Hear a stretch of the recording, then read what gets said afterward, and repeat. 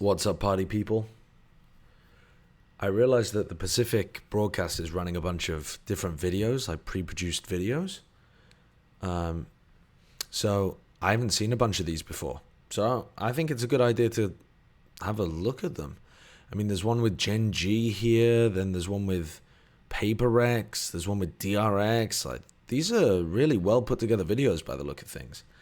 Hello, so I'm gonna kick back and watch the pre-show for Pacific, because it seems like they've loaded it with good content. What's up? What's up? So I can only do the first game today. I can't do the DRX game against Gen G, unfortunately. But I'm not mad about that. Like, I'd rather watch the T1 PaperX one, to be honest with you. What's up? What's up? Do you have a cast tomorrow? No, I don't cast the game tomorrow. I'm on the desk tomorrow, which is actually like more work. But I'll have plenty of sleep. Don't worry about it. Sentinels versus Leviathan. Who you got?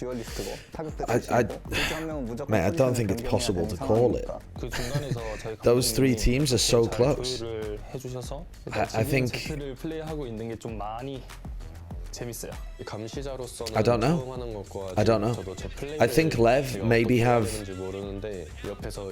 a slightly higher chance of skilling it out, but for some reason I kind of favor Sentinels. I think the map pool looks pretty good. I don't know. I think it's going to be an insanely close game. How would you pronounce my name, Mr. Show? Asps. That's how I would pronounce it. How good was Fnatic compared to Loud Leviathan? It's tough to say because Fnatic play very pretty Valorant. I really like the way that they play. Loud and Lev today was scrappy. It was a bit of jail Valorant.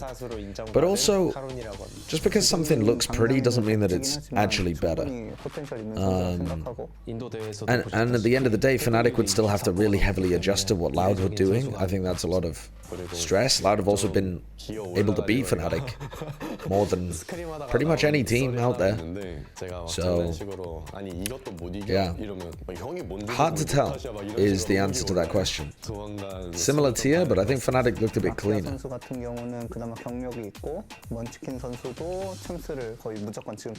Have I had any fiberless shits recently? I tend to eat a lot of fiber, so I have no idea. Which other maps do you think Chamber will be played on? I think Chamber's playable on Bind, I think Chamber's playable on Lotus, I think Chamber's playable on Sunset. 이런 이미지를 남기고 싶어요. 사실 이번에 인도 이벤트 대회 나갔을 때 좀 많은 Why are people playing Chamber? 안심도 시켜드리고 싶었고 Because 기대를 더 하게 he's 만들어드리고 싶었는데 still 그건 really 성공적이지 good. 못한 것 같아서 조금 많이 아쉽고 차라리 기대를 하지 않고 Because it's incredibly good to be able to take aggressive angles and kill people and then disappear. 애니메이션에 빗대자면 No short teams play Chamber over Saffron Sunset. Yeah, some teams have been. 만년 2등만 하는 놈들이 And some teams might try playing double Sentinel as well. But yeah, some teams have been playing Chamber. I mean, Crew played Chamber instead of the Cypher. 이번 연도는 특히 간절한 선수들만 남았다라고 표현을 할 수밖에 없는 게 누구는 지금 처음 시작하고 누구는 자기 커리어의 마지막이 될 수도 있는 순간이기 때문에 I mean, there's plenty of teams that are just not playing Cypher at all on tons of maps. Dude, Loud are trying to pioneer a new meta which has no Sentinel at all. A lot of the APAC teams have been running double Smokes, double Initiator on Breeze with no Sentinel. The meta is wide open right now. I mean, motherfucker, the best team in America is playing Phoenix on multiple maps. Shit's crazy out there right now. Shit is crazy out there. No upset? You don't think T1 will get the upset? Okay, I'm gonna skip the Team Secret video and go over to the PaperX video. Oh no, this is the Bleed video. Where's the PaperX one? I've already seen this one. Here it is, here it is. I want to watch this one. I'm rooting for T1? Yeah, so am I. I mean, I'm rooting for T1, but also, if PaperX show me some excellent shit, I'll be so impressed. I think they look good on Sunset, but don't think they look that amazing on the other maps that we saw from them good, but at against the same Gen G. time not so good as well because we didn't manage to get the first. I can say Yeah, it's quite Uber knows what he's painful talking to about when it comes to Valorant. He's put in the work, man. I He's feel put in the like work. I can And play he's a killer better on Death Coast. He's international so stage, good. but He'll be just incredible when he because casts the as well, tournament but need like, more experience. he's This just time was a exceptionally different lesson. talented. I think the pressure this time was Overwatch way more League in immense than general last time, was and we just extremely couldn't We stacked. made a lot of mistakes and For every being time a grand tier finals 2 go product. shock, and I think that's what The talent was very good. regret. For me, it's like really exhausted. So is But fantastic I too. guess it's And worth she was it working since, the like, we EMEA made today. A deep run in every tournament. Yeah.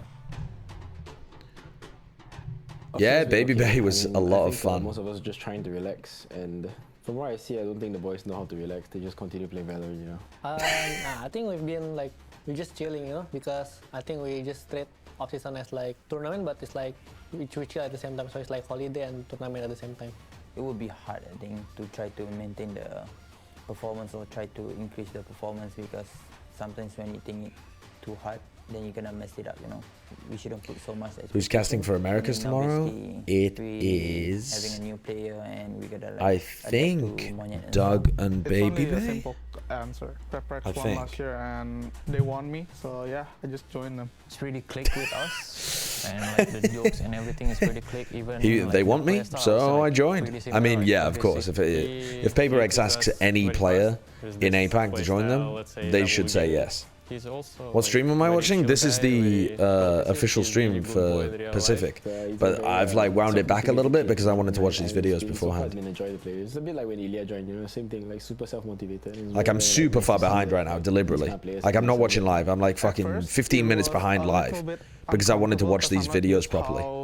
Once the game actually begins, I'll skip back up to live. After a lot of scrims and a lot of VOD review, now I feel like I understand how. Why they isn't play this a and then I can follow their BO5? pace. You know what? That's a Obviously, we hope fantastic to question. keep the pressure It and really keep is. That is a it fantastic because he's question. a very I'm good not player sure. also. In my opinion, any I game didn't that want sends you to an expect international anything, event like, should be a much BO5. more. I just want to qualify to international event, and Like if it's I a, hope you know, we can win. the single match that I don't wanna be qualifies too you, but I ambitious don't also make the before rules. everyone So even know us, just like slowly grind again. I don't have an and answer like for you start from particularly. zero because basically new year gonna be new us, you know, less expectation. And will he be try our best. casting at all this year, or is he just going to be desktop for now? I'm not 100% percent sure on that, but I believe He he's going has to be world-class casting at some players, point. and I think it's Maybe very not for exciting to kickoff, I see don't really what know. we can do with like a extra flexible guy in the team.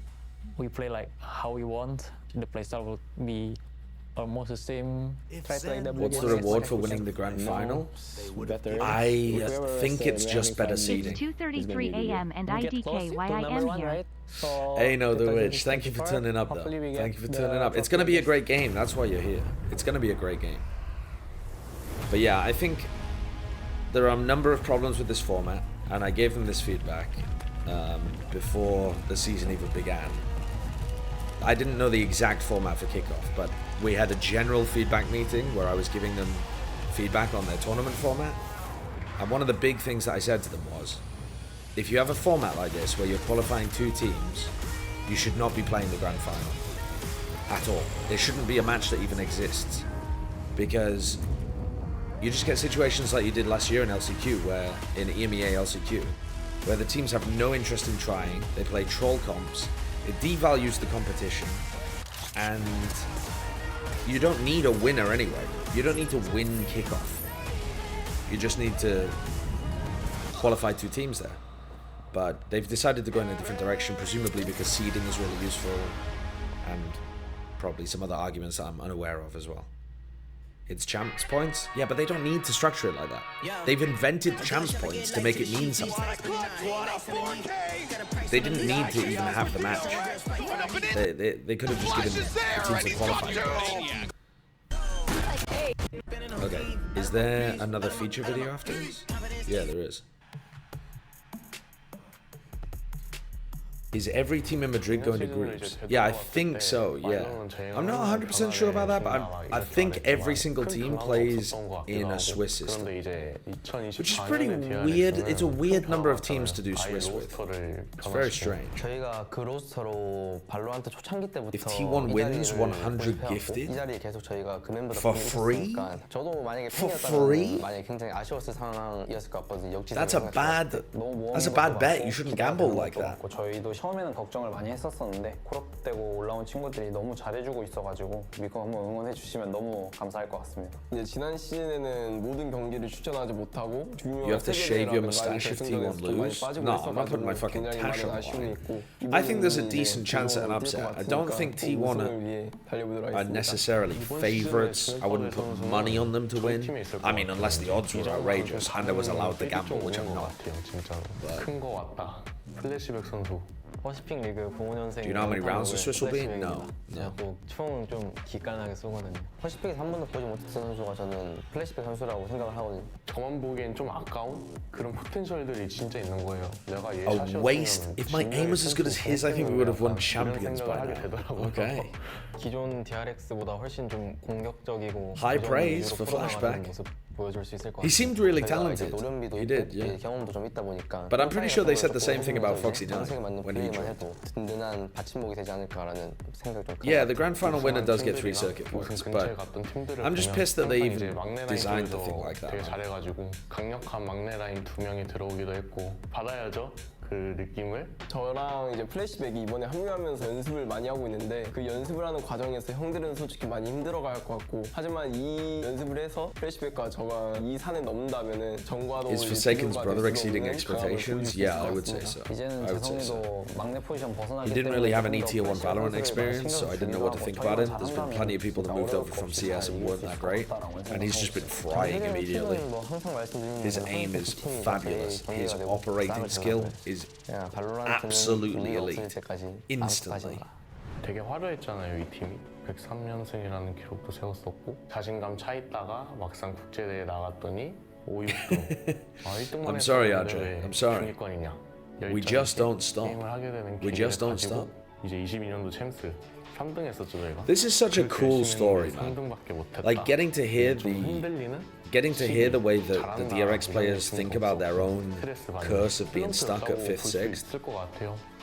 Like how crazy is that Mako thinks he didn't play well and that he was one of the problems? How bonkers is that? I mean, I don't think he had his best year in 2023, but he was still one of the elite smokes players in the world. God damn. 주인공은 저일 수밖에 없는 게 지난 2년 동안 주전을 못 팀으로써 한이 좀 많이 맺혀 있어가지고 주인공이 되지 않을까라고 생각합니다. 역사에도 약간 굴곡 있잖아요. 한번 꺾였다가 쭉 상승세도 타고. They actually are viewing themselves like they are the main characters. 데스를 하지 않고. They're just waiting for their redemption story to happen. 아무도 못 따라올 핵 같은 존재가 되고 싶어요. 모든 비판과 역경과 이런 거를 안고 가면서도 절대 무너지지 않고 앞으로 나아가서 우승을 한 후에 비난과 모든 역경들이 이제 찬사로 돌아오는 그런 스토리가 있으면 좋겠어요. The criticism will absolutely come back as praise if DRX play well. I mean, that's one of the beautiful things about 이제는 우리의 시간이다라는 그런 타이틀을 about sports, basically, right? 이제 우리의 시간입니다. Is that people change their tune real quick when you start winning. 우리 근데 롤드컵 스킨 언제 나오지? 나는 만들기로 했는데. How good did Genji look to you compared to top teams in other regions? I wasn't that impressed with Genji, but then I also didn't watch their 2 games in play-ins, and I'm not going to watch their game tonight, so maybe they've made some big improvements. I thought they looked okay. I thought they looked okay in. 나는 만들어 달라고 했는데. Have we got more future videos from other teams? 시즌을 더 다른. Oh yeah, we got one from T1 as well. T1으로서. Yeah, that's Faker, and I'm skipping the Faker video. Unlucky, get owned. What was I gonna say? Yeah, so I thought Genji looked pretty decent on Icebox. And they look okay on Lotus, but they don't look top tier. 성장하는 시간이었던 것 같고요. 아무래도 1년이란 시간이 저희한테. Look, Rib in the crib. Thank you for the 24 do you months. think wins in a rugby tournament? Does your answer change if it's 7? Which esport do you think wins in a rugby tournament? 어떤 의미를 가지고 게임해야 될지. I have no idea what kind of esports attract absolute 전 units. 시즌을 통해서 더 뭔가 좀 깨달은 게 있었어요, 확실하게. I have no idea. 그래서 그것 때문에 이제 이번 24년 시즌을 더 다른 There's some fairly big people in Valorant, but there's some pretty big people in CS as well. 한번 해보자고 했을 때 솔직히 I've no idea, guys. I've no idea. IGL을 한다고 해서 뭔가 엄청난 부담감을 느끼지 Fighting 않고 games have a 준비도 잘 few. 되고 있고 인게임 안에서 Madden. 선수도 많기 Yeah, I bet people who play Madden, half of them have gotten into it because they failed to have an NFL career. 전체적인 팀 퍼포먼스. Golgo Plata, thank you for the prime. 작년보다 더 좋은 점이 많거든요. 트라이얼을 통해서 선수들을 Madden can't count, come on. Why not? Of course it counts, it's an esport. 괜찮은 로스터를 It's an esport. 생각을 하고 있습니다. Sorry, I'm not watching this video. Let me tune back in. 한다고 해서 아니었던 것 같습니다. 전 시즌을 통해서 더 뭔가 좀 깨달은 게 있었어요, 확실하게. 그래서 그것 때문에 이제 이번 24년 시즌을 더 다른 방향을 갖고 준비하게 되었는데요. 제 IGL 처음에 한번 해보자고 했을 때 솔직히 걱정을 안 한 건 아닌데 제가 IGL을 한다고 해서 뭔가 엄청난 부담감을 느끼진 않고. It's pretty incredible that Carpe is picking up the IGLing. There's so many new players that are IGLing and rising to the challenge. Carpe is looking really good. Fuck, who was I thinking about recently that was really good too? Sender for Vitality, looking really good. 선발을 했거든요. 생각보다 제 기준에선 정말 괜찮은 로스터를 끌었다 생각을 하고 있습니다. Plenty of people stepping up and taking on the responsibility and benefiting massively in terms of their career longevity because of it. My nickname is SQ, in all You likelihood. can know me as an AWPer in the CSGO because I was the primary AWPer in CSGO. He does look a bit like Forsaken. 한판 하는 거 보자마자 You can tell that they're brothers. 아, 얘는 무조건 데려와야 된다. I would definitely say. I don't think I've seen really Execute's face or at least paid attention to it, but they definitely look like brothers there. For sure. That's the best way. He's just a crazy guy. 선수 성격 Boo? 자체는 또 Yeah, Boo's IGL before though. He's not like brand new to the IGLing role. 받은 것 같아요. Whereas I think Carpe my and Sender expectation are. right now, first of all, I want to be a champion for Pacific. That's the one thing. The second thing is I want to qualify for the champion, of course. That's our priority right now. 네, 로시 선수는 Yeah, this is the same Carpe as in Overwatch League. Yeah. 제가 본 척후대 중에 제일 잘하는 Rossi is the best initiator that I've seen. Describe him for one word. Inside server, he's a good He's not player. even playing initiator Outside for them server, most of the time. he's He's on like Viper. It just doesn't match his body, you know what I mean? His big body, but his personality is so like a kid, you know? I'd say the most thing that stands out is that I'm very vocal, and I always want to uplift my team's mood and be a leader in that sense of just making sure just to carry the momentum basically and keep that going, and very keen on like communication and Poor Rossi. grounding and stuff like that. I think that's Best my biggest initiator in strength. the world, stuck on Viper. 이번 시즌에 주목받을 것 같은 선수. 이번 시즌에 주목받을 것 같은 선수는 저라고 하겠습니다. 저희 팀 이주 Izu 선수가 has been 제가 본 popping 신인 off 가장 actually. 잘한 것 같습니다. Izu's aim is 이주는 pretty 이렇게 말할 것 extraordinary. 같아요. 그냥 천재예요, 천재. Insane potential. His learning, like the way how fast he learns, is very impressive to me because he's a good listener and he actually puts it to use what he learns. Then out of game, he's like a teddy bear. He's like this cute little kid. 플레이하는 거 봤을 때 게이머들한테는 칭찬인데 좀 되게 야비하게 한다. They say my play is dirty. 많이 들었어서 그런 쪽으로. That's such a funny thing to say in an interview. Yeah, other pro players say I play dirty. 저희의 맥시멈 포텐셜을 보여줄 수 있는 아마 정규 시즌 Today Pacific game predictions. 느낄 수 있을 것 같다 I think 생각합니다. T1 PRX. 대회가 다 끝났을 때 후회만 없었으면 좋겠습니다. Do I think T1 are going to win this game? Better team. Simple as that, to be honest. I think there's a very decent chance. I think T1 storyline Do I think they're going to do it though? The reborn of T1. 팀 시너지도 상당히 좋고 세계 대회 레벨에서도 할 수 있는 레벨이구나를 되게 많이 느꼈거든요. T1 이름값에 맞게 열심히 잘해보겠습니다. No, I don't think they're going to do it. I think they've got a chance to do it, but I would say like 40%. I think they're 60-40 underdogs probably. But with a, I mean, 40% is a decent chance of winning.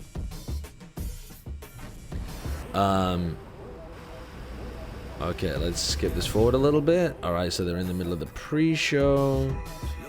What are they doing here? Susanto, Jason Susanto, Wait, Mom, who are you rooting and for? Forsaken facing off. Xspirit's got many years of experience in FPS titles. Forsaken, on the other hand, has really risen to the top tier as one of the greatest flex players in all of Valorant. What the fuck is win contribution? What the hell does that mean? Is it true about the middle child not getting as much, you know, love from... I think there are 4 of them, actually. There are 4? Okay, never mind. So my point is... He's not really a middle child. Okay, we'll skip to live. And 18 will determine 2 teams flying to Madrid. Kill contribution? Yeah, it probably is, actually. Pacific kickoff. So It's a really good stat, that, actually. Kill contribution's a hugely, interesting statistic. When I do that as a stat, I tend to call it PTK, because that's what we used to call it in Overwatch, percentage of teams' kills. But kill contribution is fine as well. I just think that's a little less easy to understand. What does it even mean? So what percentage of your team's overall fragging output do you contribute to? So, like, it's kill contribution in rounds 1, by the way. That's a weird way of doing that. I've never even thought of doing that, to be honest. Actually, the data wasn't about a big problem because we saw PRX dealing with new maps, so I think it'll be okay. 네, 좋은 시작으로 Twitch chat not be horny when seeing a woman on screen challenge. Literally fucking impossible difficulty. So are your players' hands still warmed up? Is it a bit of thing to worry about? I mean, again, it's like, it's just first Garth so out of pocket for no reason. Just, can you imagine if people were just immediately this horny about all the men? Just, I come on broadcast and someone's like, I'd like to ride his fucking mustache like a stallion. Like, it's just so out of pocket, it's crazy. it's so crazy. So back to you, Coach Autumn. I mean, T1 could not defeat PRX during the last season's Pacific, so are you ready right now?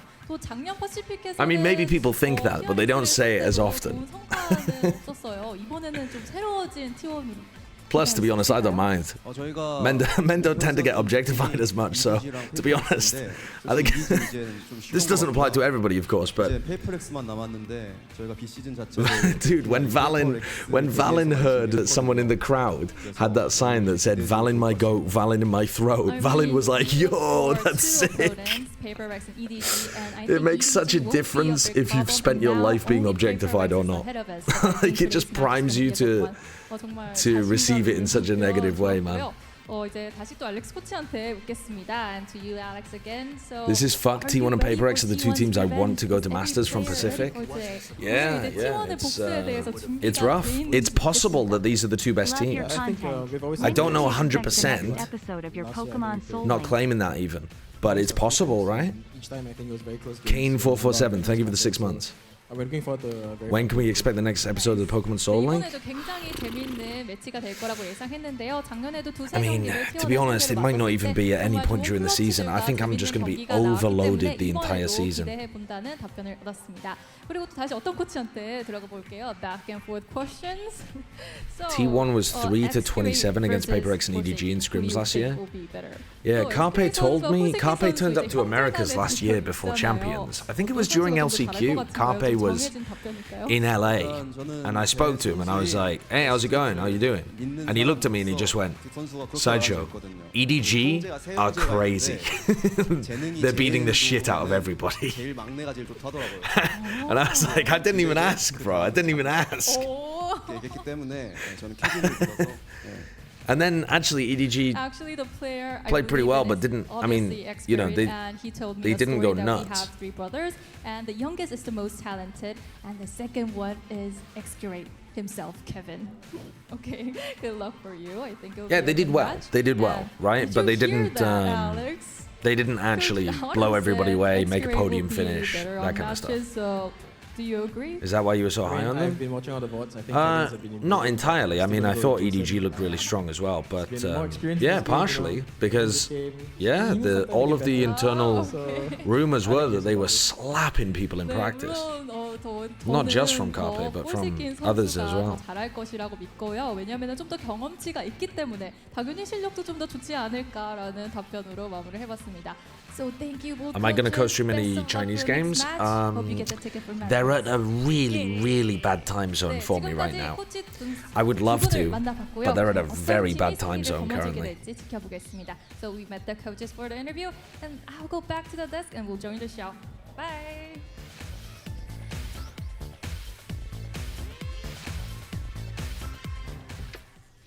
All right. I mean, I would have asked which Dude, eco round win rate being at 33% is fucking crazy. Even that, like, both of these win rates are bonkers. Dude, this is ludicrous as well. The round win rate in general is bonkers. But I mean, eco win rate is just through the roof recently. It's absolutely through the roof. And this is going to be the official Thrifty win rate. Maybe they do. Which by the stats right now, doesn't even tell the full story, really, because Thrifty is a bit of a broken statistic in Valorant right now. Or the change, I should say, their play It counts it as a, like, change. But what's also buy round if we're just looking at the coaches. you know, purchase a bunch of stingers or something. One coach. T1 has 5 coaches. So when you're changing your What exactly is their criteria for an eco round? Don't ask. Genuinely don't ask. I could tell you the exact definition, but I don't want to get into it. How the Pacific broadcast will work in 3 days when Twitch Korea shuts down operations? Do you know how the Pacific broadcast will work in 3 days when Twitch Korea shuts down operations? Yeah, I mean, there's plenty of different ways that it could work, but they could just broadcast it out of anywhere else. Anywhere else. I think half of it gets routed through different countries anyway. Very much so still, you know, traditional Valorant. You always have the same compositions, but they do try to switch things up. They have their pretty interesting plays on Ascent. The stuff that they broadcast on the Korean, like the Korean language stream might go to a different service, but the English broadcast will still be here. They'll just run it out of, like, I think a lot of stuff is going through Dublin anyway, so they'll just run it out of Dublin servers, like it never even touches Korean servers, so it doesn't make any difference. Mentioning Victoria with the thing about Monyet, it also has resulted in like you can still be a Twitch streamer if you live in Korea. You just use a VPN and connect to Japanese servers. Bada bing, bada boom. It was Jing and something playing on Double Duelist, but the last time we saw them on Sunset here in Kickoff, they had so I'm not exactly sure what the stat win contribution rate is, but I think it's the percentage of team kills in winning rounds.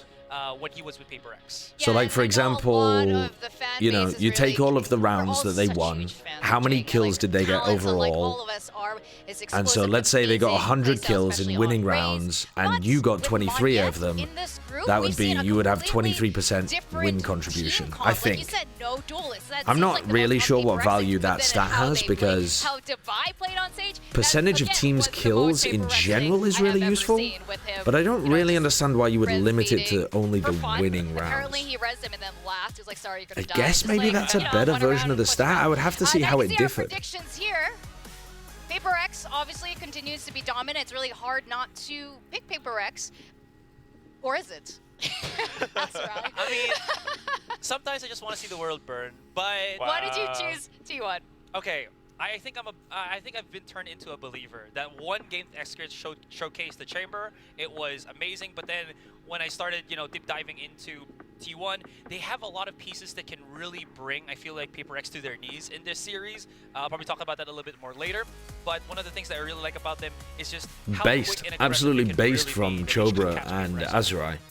I think there's a serious chance that T1 wins this. Team that doesn't sit still. So you've got this new Davai, you've got Monyet and something changing up their roles a little bit. It's a lot more Azurai stealing Bren's bit of predicting wrong all the time.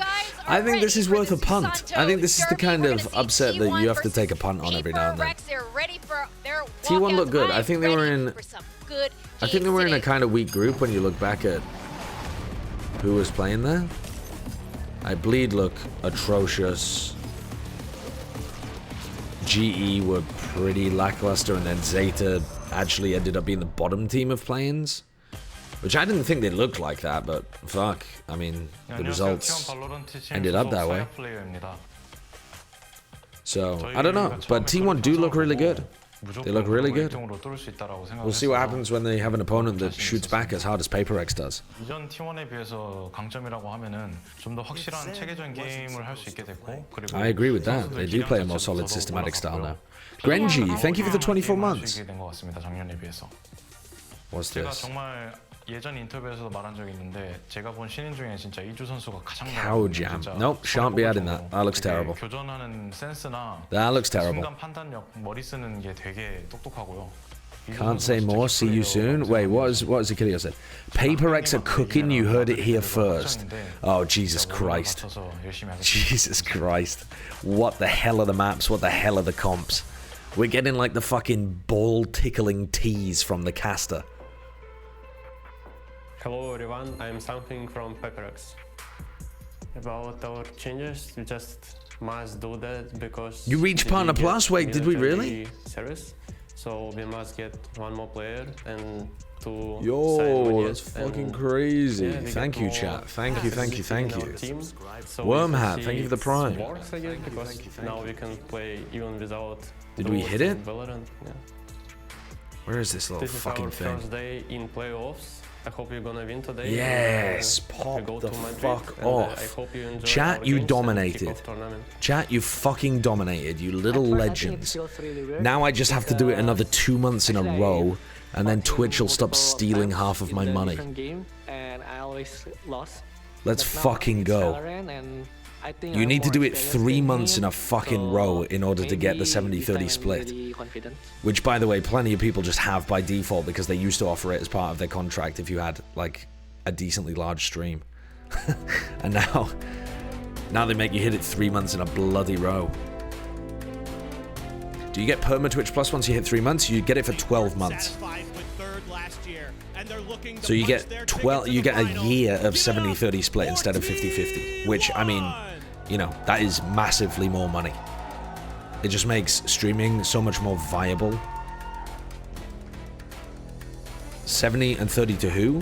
Well, it would be better, like, obviously it's going to be better for me. If I originally had a 50-50 and then it turned into a 70-30, why would I be trying to hit the goal if it was more money to Twitch? What are you talking about?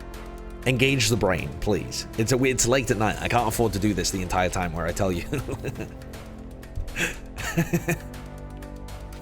Maybe you just love Bezos. Dude, I love giving back to corporations. I'm always thinking of the big guy.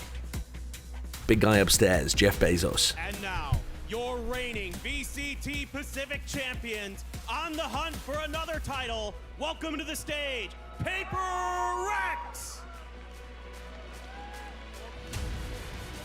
The crowd is so fucking reserved and chill in Pacific. It's just a very different environment.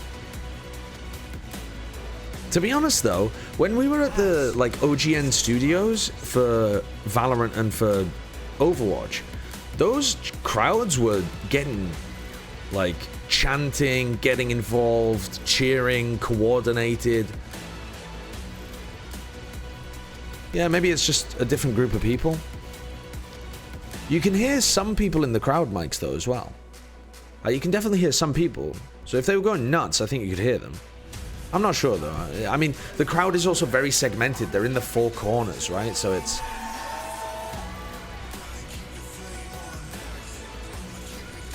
Oh yeah. In case you haven't seen, Alice is co-streaming Pacific on Bren's channel doing a cosplay of me. So if you want to head to twitch.tv/Bren, you will find Alice, Bren's girlfriend, doing a cosplay of me whilst co-streaming T1 Paper X. So we'll raid Alice after we finish the stream. Fucking hell, I have no idea what kind of crazy shit she's getting up to.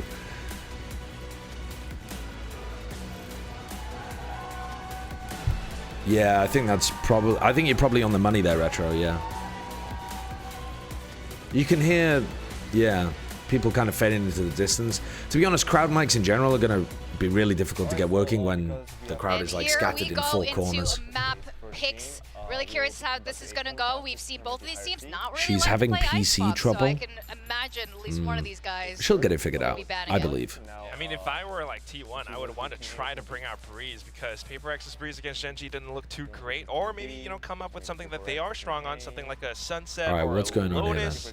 That again, that is PaperX where need to Execute veto pop up. Lotus, I I think. know that Ilya or They get rid of something said that Breeze. They are more versatile right now. They can't play those non-duelist comps. Well, we'll see a T1 masterclass on Lotus. Where something doesn't play on that jet. Ooh. You gotta So, pick you know, Lotus. just to maybe put PaperX. To put PaperX in a position where they're not the most used at it just yet. No, you picked Ascent.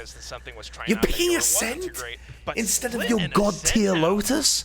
Okay, so this is where we have that Rossi Viper, you know, double controller along with Izu combo. But Wait, at the same time, is Lotus getting through anyway? Sometimes they bring out the Harbor with Forsaken, and it can be very interesting to see how. Ban Lotus? Ban Lotus? Ban I'm just curious to see what Lotus? comps we're going to be having here. And Sunset. Yes, the Decider. This was kind of an interesting map because again, this is the map where we saw 2 iterations of PaperX, the one with Jing with the double duelist, and then the one without Jing with the no duelist comp. T1 So, took Lotus out of their own map pool when they look phenomenal at it. there's a possibility that X-Grid can break out What the fuck is going on with this map veto? It's a new composition. What the fuck is going on with this map veto? I don't understand the first part of that. It is not 2 chambers, but instead. Okay, so we've got triple duelist, triple duelist. Well, but this is the T1. I mean, Oh my god, what the fuck is going on? Okay. Everything in this game is immediately batshit insane. Jet, Raze, Yoru, no initiator, no piece of drone utility, just the Yoru flashes to try to get into sight. Holy PaperX comp. Holy fucking PaperX comp. But the thing is too, T1 have trolled the map veto, surely. Why have they gone to Ascent? I'm just, again, taken aback by this, but Have T1 played Ascent? utilize with such high mobility agents that PaperX has. I need to go back and look through the maps. I need to go back and look through the maps. What have I need to refresh my memory. What have T1 played recently? We are going to go into the first game of today.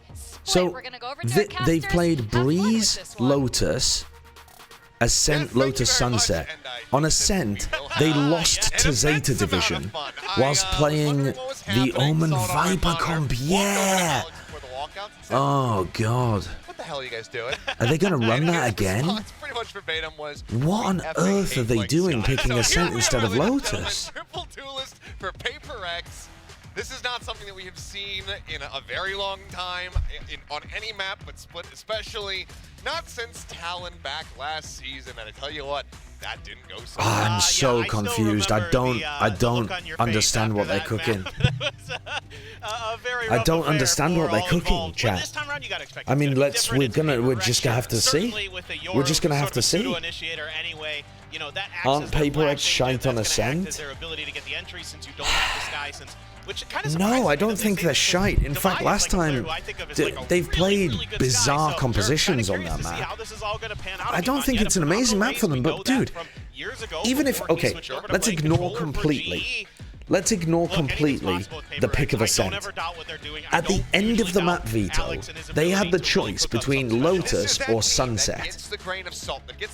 T1 look incredible at Lotus. I don't think PaperX looked that great. PaperX were playing no duelist, and I actually thought that comp was fucking cooking on Sunset. So it just makes negative sense to end on Sunset rather than Lotus in my head. Maybe T1 are giga-brained. On the specific agents, maybe this will hold a bit more water. I know. Again, I don't have a lot of I don't know. in anybody I don't on this know. squad to do their job and I do don't well know. for the most part. I mean, yes, you do see from time to time it's rough, but PaperX is Oh, Jesus Christ. Okay, we're absolutely in batshit insane territory right from the fucking beginning. Triple duelist on defense to start with. So, I would imagine that PRX are just going to want to take fights all across the map. They're going to want to challenge here. They're going to want to challenge mid. They're going to want to do triple walks down into market and like hold this aggressive and hold this from here. Along with Mind Freak, could throw a Paranoia, try to crunch with something in Mon yet. I just don't see how this is better than running. I don't see how this is better than running the Sky. Like, I don't understand how the Yoru is going to to be better than the Sky here. It doesn't get as much information. It doesn't have the drone. It still only has 2 flashes. And PRX are going to walk down mid a little bit. Is this just comfort rolls for Forsaken something and Monya? This is a weird defense wall. For now, PRX is just From going to Divide. reset. But that is a little bit of information. You saw both the Rays and the Yoru there for Carpe. It's kind of like the retake wall, but then it also cuts this side off as well. We've seen a couple of teams running this one.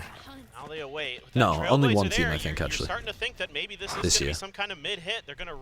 Alright, is there going to be a big fight in mid? No. So everyone on PRX hid from Trailblazer.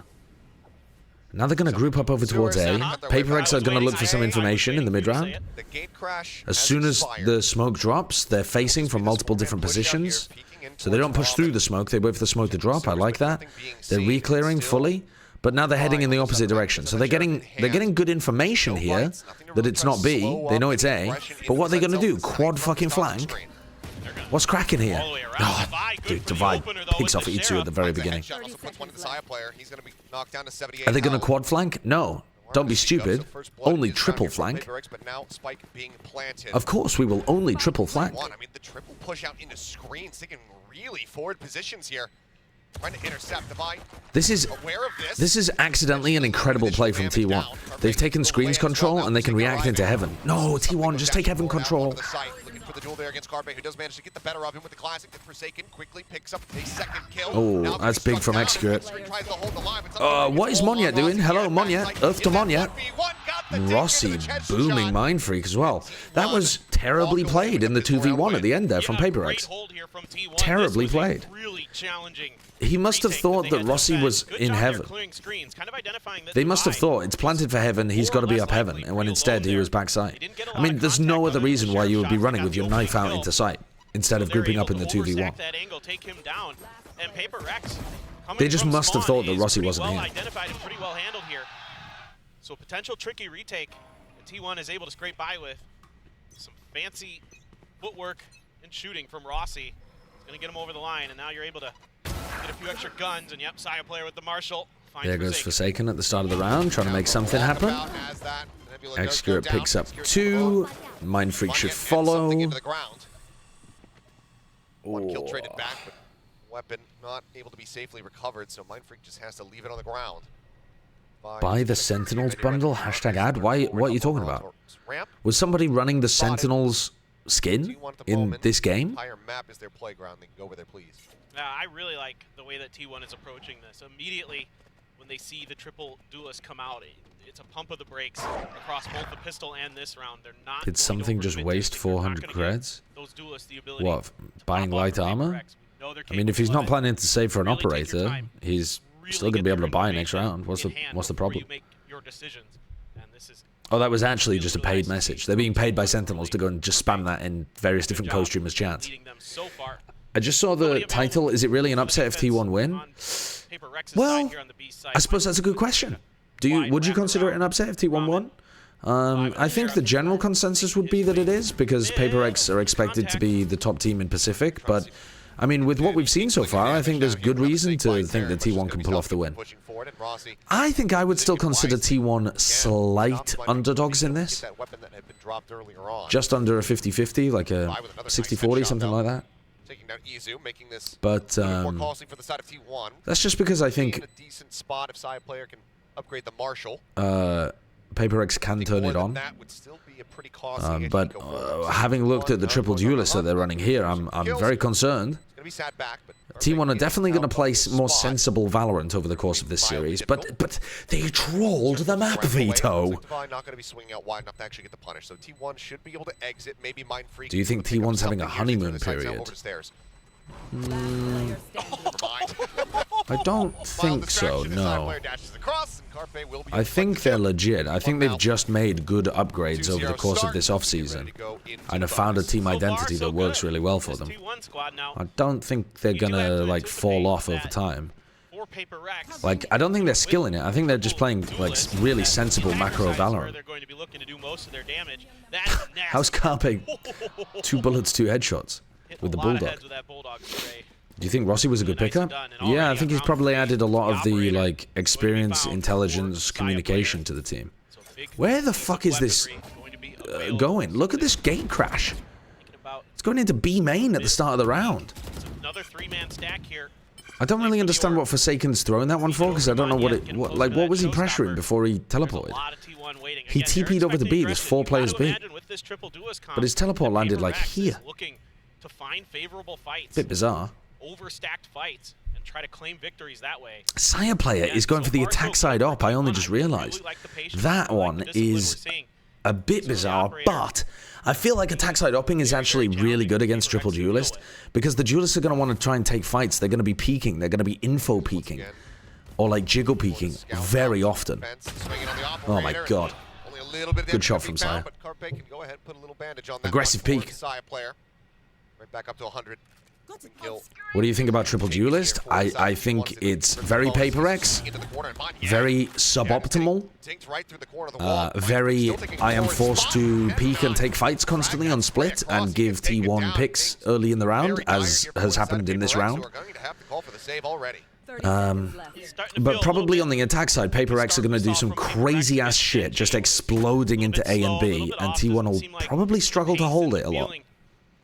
Paper X style, the W gaming style is quite there yet. For now, might just have to be a save here for Divide and Forsaken. However, Rossi.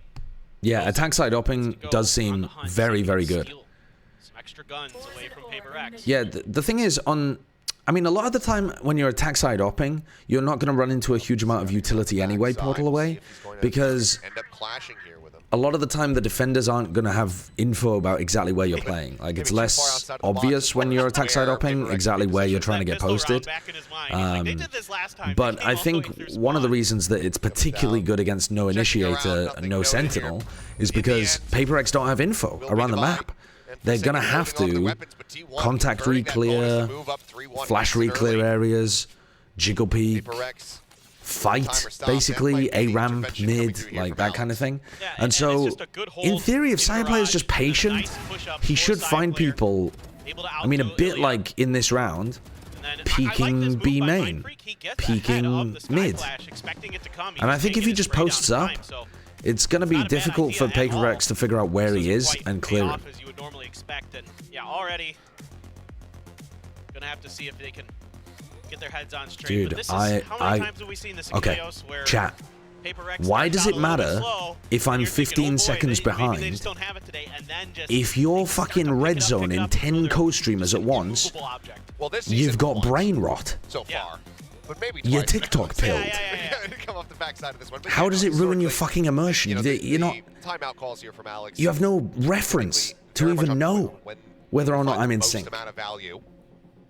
This is very different territory. But dude, then again, it was by the way, I'm streaming in a fucking hotel on Wi-Fi. It's a bloody miracle it's running at all. And I'm running the motherfucker in 1440p. So hold on to your pants and pray to whatever deity you hold dear that we even keep the fucking internet connection. Here for Paper X. Yeah, why not? I knew you'd appreciate that. The subscribers. It's Ivory. Thank you for the prime. I think the tough part here for Paper X on their defender side is, of course, lack of ability to get information as well. Okay. Like, you don't have a lot of util. Sire is going to try to get posted up over towards A.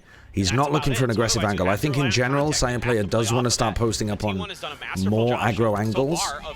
Like, for example, if they can use the Viper utility to get him posted on this, or to get him posted on this, these will be good angles over towards A, but at the moment, he's just anticipating a push out. And you're seeing it once again here today. Now, in order to bait this push out, you probably need to go and take mid away from them, so that they're inclined to react push on the outsides of the map. Making them think, okay, it's just little old me here, the Rays. But I mean, there's still a lot of danger here, right? There's a Bucky in B main. If Monyet takes contact, Forsaken's got to teleport in. Oh my god, Saya. And yep, now, I mean, even identifying what weapons around the corner. How the hell? Saya just got deleted. Saya needs help though. Why would you just have your operator alone in A? That doesn't make any sense. Still in the back pocket of Monyet. It's a really bad idea from T1. Terrible idea. Outside of the garage. Rossi not quite catching. Dude, then, hello, melons, hello, you melony little fucks. Get a move on. There's 30 seconds left. You have no map control, and you're popping into the stack. Are you having a fucking laugh? After I've just talked about how good your macro is, T1, you're gonna pull this shit? Please, no. How did Isu even get one? Brother, that was a terrible round from T1. That was a terrible round from T1. They post up their operator on this kind of line, and then they abandon him, and the operator tries to get posted up on a more aggressive angle on his own. No help whatsoever. Nobody holding for him. And then the rest of the team waits. Never take mid. Never try to take any kind of map control.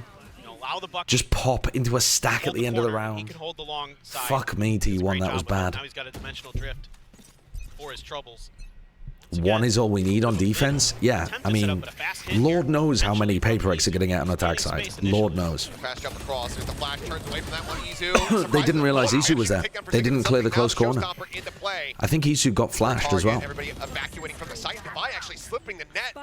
This is a really bizarre one. Devi's back up on ramp. Execute dies. Monyet's counter-ulting. Nice. PRX really thriving in the chaos there. I mean, Isu got 2 in the chaos as well, but then the rest of PRX backfilled all of the space in heaven. And T1, yeah, just overextending a little bit. They spread out, stretched out too much, and allowed PRX an opportunity to get in the middle of what they were trying to do. Really disciplined. Plenty of time to work with on the clock. T1 need to play slowly. They absolutely have to play slowly against PRX. Just not as fucking slowly as they did in the previous round. Playing slowly, by the way, doesn't mean not doing anything. Playing slowly can also mean methodically taking map control and squeezing your opponent until they have no info around the map. Still just holding back. I mean, eyes not even on the spike. It just means not instantly committing to a site once you have some map control or a pick. Angle, every corner to check. He plays with just as much ambiguity here as PRX. He's going to try to sprint it over here towards the B site. I think he might have just... But Josh, you get shot, you die? True. Now... Oh, I think he might have missed it by like 10 milliseconds. Oh, he got it. God damn, that was close. That was crazy close. Can Rossi win this? I think he really can. Monyet's going to give him a duel, and he's like pre-aiming the other angle. Oh, Rossi's missed it. That's so unfortunate. It's so weird because Devi doesn't even try to trade Monyet at all. Rossi thinks he's coming from a different direction. I mean, well done. I really didn't think he had it. I thought he would just come up short, maybe. He got ahead of it by fractions of a second. And able to catch him off guard as well. Still had a couple snake fights there. Maybe could have used one to delay a little bit after he got the first kill, but... Yeah, I think Isu is just a little over-ambitious there. Once he gets 2, it's a great time to try and slow the round down. Say, okay, you guys are playing a little bit slower. You're playing for information. What did he say? What the fuck I hit in air? He's right. Increasingly more lax these days. Monyet. Did Monyet pull off some crazy shit in that round? I don't feel like he did, but I don't know. Very much keep PRX in this one, and now the timeout coming through. Oh, what the fuck I hear in A? Oh, I see, I see. I was literally just thinking the same thing. I'm like, we're 5 rounds in and we're 2 timeouts deep. Like, both of these. I thought he said I hit him. I hit in air. I was so confused what he meant. Yep, you guys are almost certainly correct. But you know, how much unexpectedness can you actually prepare for? Like the I hear him in A. Yeah, pretty out there. Even for PRX, there are far too many. They really don't care anymore about censoring stuff. I mean, I don't know. Sometimes they feed the replays with audio, and sometimes they don't. I'm not convinced they 100% have time to scrub everything. I think sometimes they just throw them in without realizing. You got to realize the people who are cooking up the replays are turning that shit around so fast, like insanely fast. The EMEA people in particular, who are putting in so much stuff to their replays, like the efficiency of that system is absurd. He hit him. Oh, that is just insane from something. That's the line he decides to take. Now he's going to go pushing up. Okay. Forsaken gets one. Devi gets caught though, and T1 are in. T1 have overwhelmed. And Paper X have no chance. I am blown away. This looked like it was going to be a couple shorty kills for sure for Paper Rex. I don't really understand how those kills came through, to be honest. Just great reactions from Izu. I mean, is it just based off minimap, maybe? Some really great maps. I don't know. There were just so many smokes layered on top of each other there. I'm not really sure how he spotted him. Is Isu a duelist player? Well, he normally plays smokes, to be honest. Well, he kind of plays like a mixture role, but yeah, he's not. He's not usually playing Raze for them. Manya just going to be holding on to this one for dear life. To pass it back over to something, see if you can find some value going into the next round, because it seems like timeout call, very good. I think you're thinking too much. They're just playing ranked. Yeah, it kind of looks like it for Paper X, doesn't it? They will now move up 4-2. Well, I got to say, I think one thing that's really encouraging for the side of T1 is you're able to react to these What the crazy fuck? plays that What? What? Oh my god. What? What the hell are those two You're not kills? allowed to do that, Izu. Oh my goodness. That is... From that POV, it just looks like he's randomly running and spraying in the general direction. And he's just connected with 2 headshots. Goodness. God, go buy a lottery ticket. My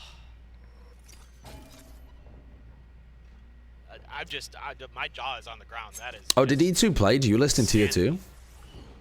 But that's, I guess I didn't... Yeah, I mean, I guess I didn't know much about him in Tier 2.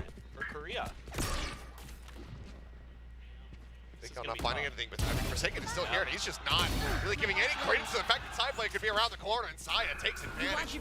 This is shocking from Paper X. Any competent team should be able to shut down a play like that. Decent posted position. He dodges down the boom bot, but now it's going to be the pit, the Cosmic Divide. They would lose to Crew at LCQ playing like that. Where's Saya going, man? Where's Saya going? You have screens control, and Paper X are fast over there. Oh, they're going to pop flash out of their Viper ult. That's very decisive from T1. Is Mindfreak going to win the round by spraying into the pit and getting a headshot? Put it towards the back of the site here to try to clear this. Oh, he's going to miss with it. The tap on. The decay. He's got to back away from the pit for now. He just has no real great tools. There's no time. This one, the retap again. There's the spray, and it's a quick adjustment. Rossi able to take him down. T1 carrying on their merry way, now 5-2. Some great reactions here. I mean, Paper X better hope that they dominate the attack half. But this is... Paper Rex outside of A main. And they say, hey, use our own operator. Yeah, why not? Look, I mean, what is this? Again, what is this? Understanding the way that Paper Rex wants to play some of these rounds, or they want to get aggressive, they want to catch you while you're trying to set up for your executes. Instead, T1 turns it on its head, shuts it down. Saya with a Blade Storm, Viper's Pit. Blade Storm as well. So they pit mid. That should make it significantly easier for Paper X to win a round. But they have bad eco this round. So they've decided to commit a really important ult. I mean, Viper's Pit is super important in Paper X's comp, because it lets them lock down a lane with only one person without being at risk of getting overwhelmed by, like, you know, multiple people, by the attacking operator, by that kind of thing. And it should allow Paper X to play like a 2-1-2 defense where they can try to fight and still have trades on both sides of the map. But instead they just have one player fighting here while they triple over towards B main. So they've got Mindfreak posted up with a stinger in B main. something. And now these duelists are rotating over to try to help something. He is getting some help from Monyet. The read is correct here. They're making their way there. Will it be in time? Ooh. This is how Sire players attack op is going to find picks. I think it's a really good decision by T1 to have him attack opping. But the something gets one, but that's it. The two players in backside both got killed. Isu again having a really good entry. It was bad weaponry, but yeah, I think PRX committing the Viper's Pit in this round is a mistake. I think they needed to save it for the next and just accept that they're down 6-2. Hello, Sajo. I noticed you didn't co-stream Loud versus Leviathan. Do you hate LATAM? Yes. Yes, I do, actually. Yeah, again, they're just reacting so well. You know, PRX is trying to buy a little bit of extra time to get the reinforcements there, but Izu's so ready for it. While this is the first time Izu has played Raze here in VCT Pacific, he has played it some before. He was typically a duelist main, actually, before he came over to T1. If people don't know, you know, back when he was playing in the VCJ, he was often playing Jet. Sometimes Raze, but mostly Jet, so he's very comfortable. Did you not cast yesterday? Right? He has played that this year. It looked damn good. We didn't have any games yesterday. So when you get him on the duelist, you can see he's very comfortable. He has tremendous reactions, tremendous reflexes, and it's even T1's aim. They've got a very skilled team, actually. Speaking of hard times, Alex is giving having one right now. I don't understand what Alex can even be upset about, to be honest, because I don't understand how this comp is even supposed to function. Yeah, I mean, this is a brutal position to be in. I mean, this composition needs to fight as much as the, like, so we've been talking about this a lot, the zero sentinel comps, like, for example, the one that, like, Loud is running, right? Or who else was running Breach Fade earlier today? Fuck, I can't remember. Well, now PRX want to be the ones who are dictating Na'Vi was running it. They are not. No, exactly. It's the same idea as those comps. It still needs to fight on defense. It needs to proactively go and gather information. But it's so much worse at fighting because they have 3 duelists. They don't have any stuns. They don't have any seizes. They don't have anything that will actually lock their opponents in place and allow them to pin them down and fight them. They just have to fucking run around the map trying to force duels against T1. It's another big change up though. Mindfreak might just get caught here going for a jump peek. Oh, they're just going to send it with the ult. Monyet is on heaven. They trade it out. Paranoia, Flash as well. I like the way that Forsaken is playing this. He gets the kill onto Carpe as well. Now, Rossi is miles away right now. Absolutely miles away. And I like that T1 are calming things down. Now, unfortunately, Excurit's the only person in sight. And he's been seen by the Yoru ultimate. I mean, the Yoru is very good at punishing the Oppa. Seems like this timeout working here for the so PRX. The big difference in this round is that PRX flood defended and they got back in with the Paranoia and the Flash to continue pressuring. Able to get out. I think generally speaking T1 should not be trying to play fast rounds like that because the longer that Sire player is able to keep the attack operator online, the more chance there is that PRX are losing information, going for info peaks, and giving away first kills. It's fine to mix up the pace every now and then, but generally speaking, T1 want to play slow against this. They killed the Raze ult? Yeah. Yeah, I mean, that's another huge one as well, right? Pick up 3 kills to get PRX 3 rounds. See if that momentum can continue, because so far it's only been 2 rounds consecutively. But even if they'd all just abandoned sight and then the Raze ult hadn't got anybody, even if they don't kill Itsu, I think they just did a really good job about getting established back into the site. Would double op be worth something for this comp? Or for the defenders? From Forsaken and Mindfreak. With the fake out into the Paranoia. Possibly. Possibly. I mean, it's not like T1 have a shit ton of initiator utility. Yeah, it could work. Allow him to find the rest of the players that are on this B site. It's extremely expensive. It's not something that they've been able to afford thus far. But yeah, it could be possible. It's a bit more defaulty here from T1.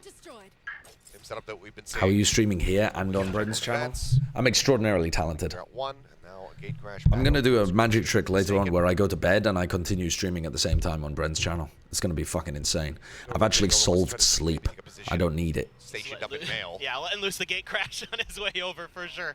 Got to make sure that he has the ability to flex between So two sites. here's the thing. Again, if T1 play slowly like this, I think generally PRX are going to eventually give them picks. This is really aggro play though from Sire player. Like he is getting deep just on his own here. Whoa! The jump gate crash for info. And Monyet peeks to go for the nade and gets punished. Holy fucking Itsu! That movement was so clean by Itsu. Did you see that? The double blast pack bunny hop at the end, straight into Devi's face, clocked him. God damn, man. Cash push forward to try to buy for another Oh, teammate here. caught in astral form. Good trade from Carpe. Shut down any kind of damage before it happened. Something now is just going to have to drift away back over towards the A site up in hand. Yeah, he used to looking nuts. You used to have movement like that? That information jump gate When? crash there. When have you ever seen me move Sets like up that? Monyet, but Monyet can't convert. I can't move like that in real life.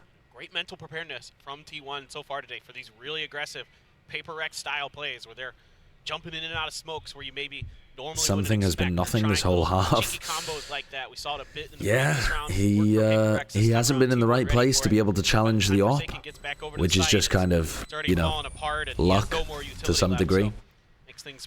And if they have jumped on top of his head, he's not really able to do a huge amount. Side, that's again where this comp is going to shine, if it is going to shine. Yeah, that should be the spot. Given that you're bringing that triple duelist, Kevin Goko? The attack. Don't know what that meant. On paper, it makes sense. But right now, in execution, You're a Prem soldier, Josh? I mean, I had movement like that when I played TF2, actually, yeah. My TF2 movement was fairly clean. It wasn't the most clean in the world, but it was pretty my clean. brain was slow and I couldn't think of an alternative. So something has still got the operator. He's walking down mid. He's got no help here in mid. Actual no help. Something has just decided, fuck it, I'll just win the game and not come to my team what my game plans are. Collection of T1 right outside of A main. Look at how much information and space PRX has. Finally, these push-outs. Alright, dog goes off. Gate crash. Forsaken can try and contest this and still get out over towards elbow. Forsaken expecting pressure on the back of that. A lot of times the Trailblazer. Look how slow T1 are. Going to lead the way for a potential hit, but T1. They do need to use the Viper wall and take some space at some point here, though. Why would we want to potentially risk I'm it? looking at the clock. They've wasted 40 seconds with no map control. These kind of rounds always make me worried. Before we go, it could just be timed hit. They're taking even longer. PRX being a little bit impatient, but all the information on the map. It's fine to play slowly, but it's not fine to just stay in the same place for a minute. Contact A or B, or I mean, excuse me, mid or B. So certainly. They're not baiting out any It looks peaks. like they think they might have peeled off and are sitting in. They just got to go for an A exec now. Oh, well, that's All right. Okay, that's going to be the go button here for the side of Devi gets one. on the entrance, full flash there on a Execurate's been given the operator. They now have an Astra op at the back. Snappy. Make a connection. Devi sprays down two. Sounds like Execurate missed the shot. Fine for them. Forsaken will. Yeah. That's an example of how to not play a slow round. Still hanging in there. They get themselves up to Again, the way that you force PRX to make mistakes is by taking map control away from them. The more map control you take away from them, the more they have to peek or push for info, and then they will peek into your operator. They're not just going to randomly fucking walk into your op. Actually, they might do sometimes because they're PRX, but they're not going to do it every round. So I think that's just another kind of misplayed round by T1. It's fine to hold at the beginning of the round for like, 10, 20 seconds and see what happens, but not a minute. Forsaken just swinging out. Taking down side player. Not affected at all by any of that Yoru utility. So, Saya's been given the opening pick at the start of the round again. To do it. Another kill this early into the round would just be catastrophic for them. Early clear on that And now PRX, because they're down a player, now they are more likely to go and make the hero play. So I don't mind Saya player holding this angle at this point, because yeah, they're quite likely to go and make a play here. This is going to be an enormous clash. Look at Monyet's ult. Monyet could win this round. So close to each other without really knowing it. Oh, Meanwhile, Monyet back dies. He where got traded. very much for the picture-in-picture. Like that. Spot there as Carpe gets taken down, but Monyet gets traded. Cosmic Divide now going to be... Saya needs to leave, man. No, don't become the lurking jet. Starting to inch forward, but Okay, they're just going to leave and go into A? the rotation happened. He's trying to drag the team over towards A side. They're going to do just that. Okay. I mean, I don't hate this really call. Good communications here for the side of T1, recognizing that the other side of the map was going to be a little bit more open, hoping that the Cosmic Divide invested would... I think it's very obvious that T1 are rotating. I don't think it's disguised in any way. Something Divide might still be able to win this. He wraps around, but Divide gets himself up and towards heaven. Drops down, spots Rossi for a brief little moment. Straight pushing forward. Oh, that's a big kill from Execute. We get a... Oh, that's a great shot by Something. Speaking of timing, T1 running out. Rossi is going to stick. Nope. Up over the top. Wow. Nice try. I think Saya would have been able to get the trade there anyway. Maybe not with the AWP. 8-4 though. That was a pretty terrible half from PaperX. Like genuinely terrible. The only rounds they won were the ones where, I mean, essentially where T1 just ran out of time. Maneuver around, find some really good opportunities. Again, match PaperX in terms of their speed and their decisiveness. That's something that very few teams have had. The thing is, though, is 4 rounds enough? It actually might be if PaperX have an extremely explosive idea of what they want to do, and T1 don't have the right reaction to it. I could see T1 struggling a little. I think in theory, PaperX's comp isn't that good on attack side. It can't take map control very easily. It doesn't have drone utility. It only has 2 flashes to be able to work with anyway. But I think PaperX are just going to pop A over and over again. And if T1 can't figure out the solution, the map could still get close. I mean, I wouldn't want to face this triple duelist comp against PaperX. How the fuck did T1 catch PaperX by surprise when that rotate was so obvious? I don't think they did catch PaperX by surprise. Something was there, ready to collect it. Devi was in heaven. Like, they knew that they were rotating A. See that dedication as well as a significantly more riled up crowd. They were fired up outside earlier before the event. They were loud. I'm pretty sure PaperX read it. They were lined up hours. I think 3 hours before I left my house. Oh. Yeah, I saw Jake Shin posting pictures that the line was long. I was like, damn, everybody's already there to the venue. I'm rolling out of bed right now. I'm about to get in the shower, get in my car, get ready to drive over there. Okay, so PaperX are going to hammer A on the pistol. This is my read on how PaperX are going to play, because I've seen them do explosive pops before. I mean, something with like updraft dashes into heaven, Forsaken going for Yoru TPs all the way into like screens or elbow, Monyet exploding as well. So they just overwhelm Carpe at the very beginning. You can see that the gate crashed there. I mean, what is that?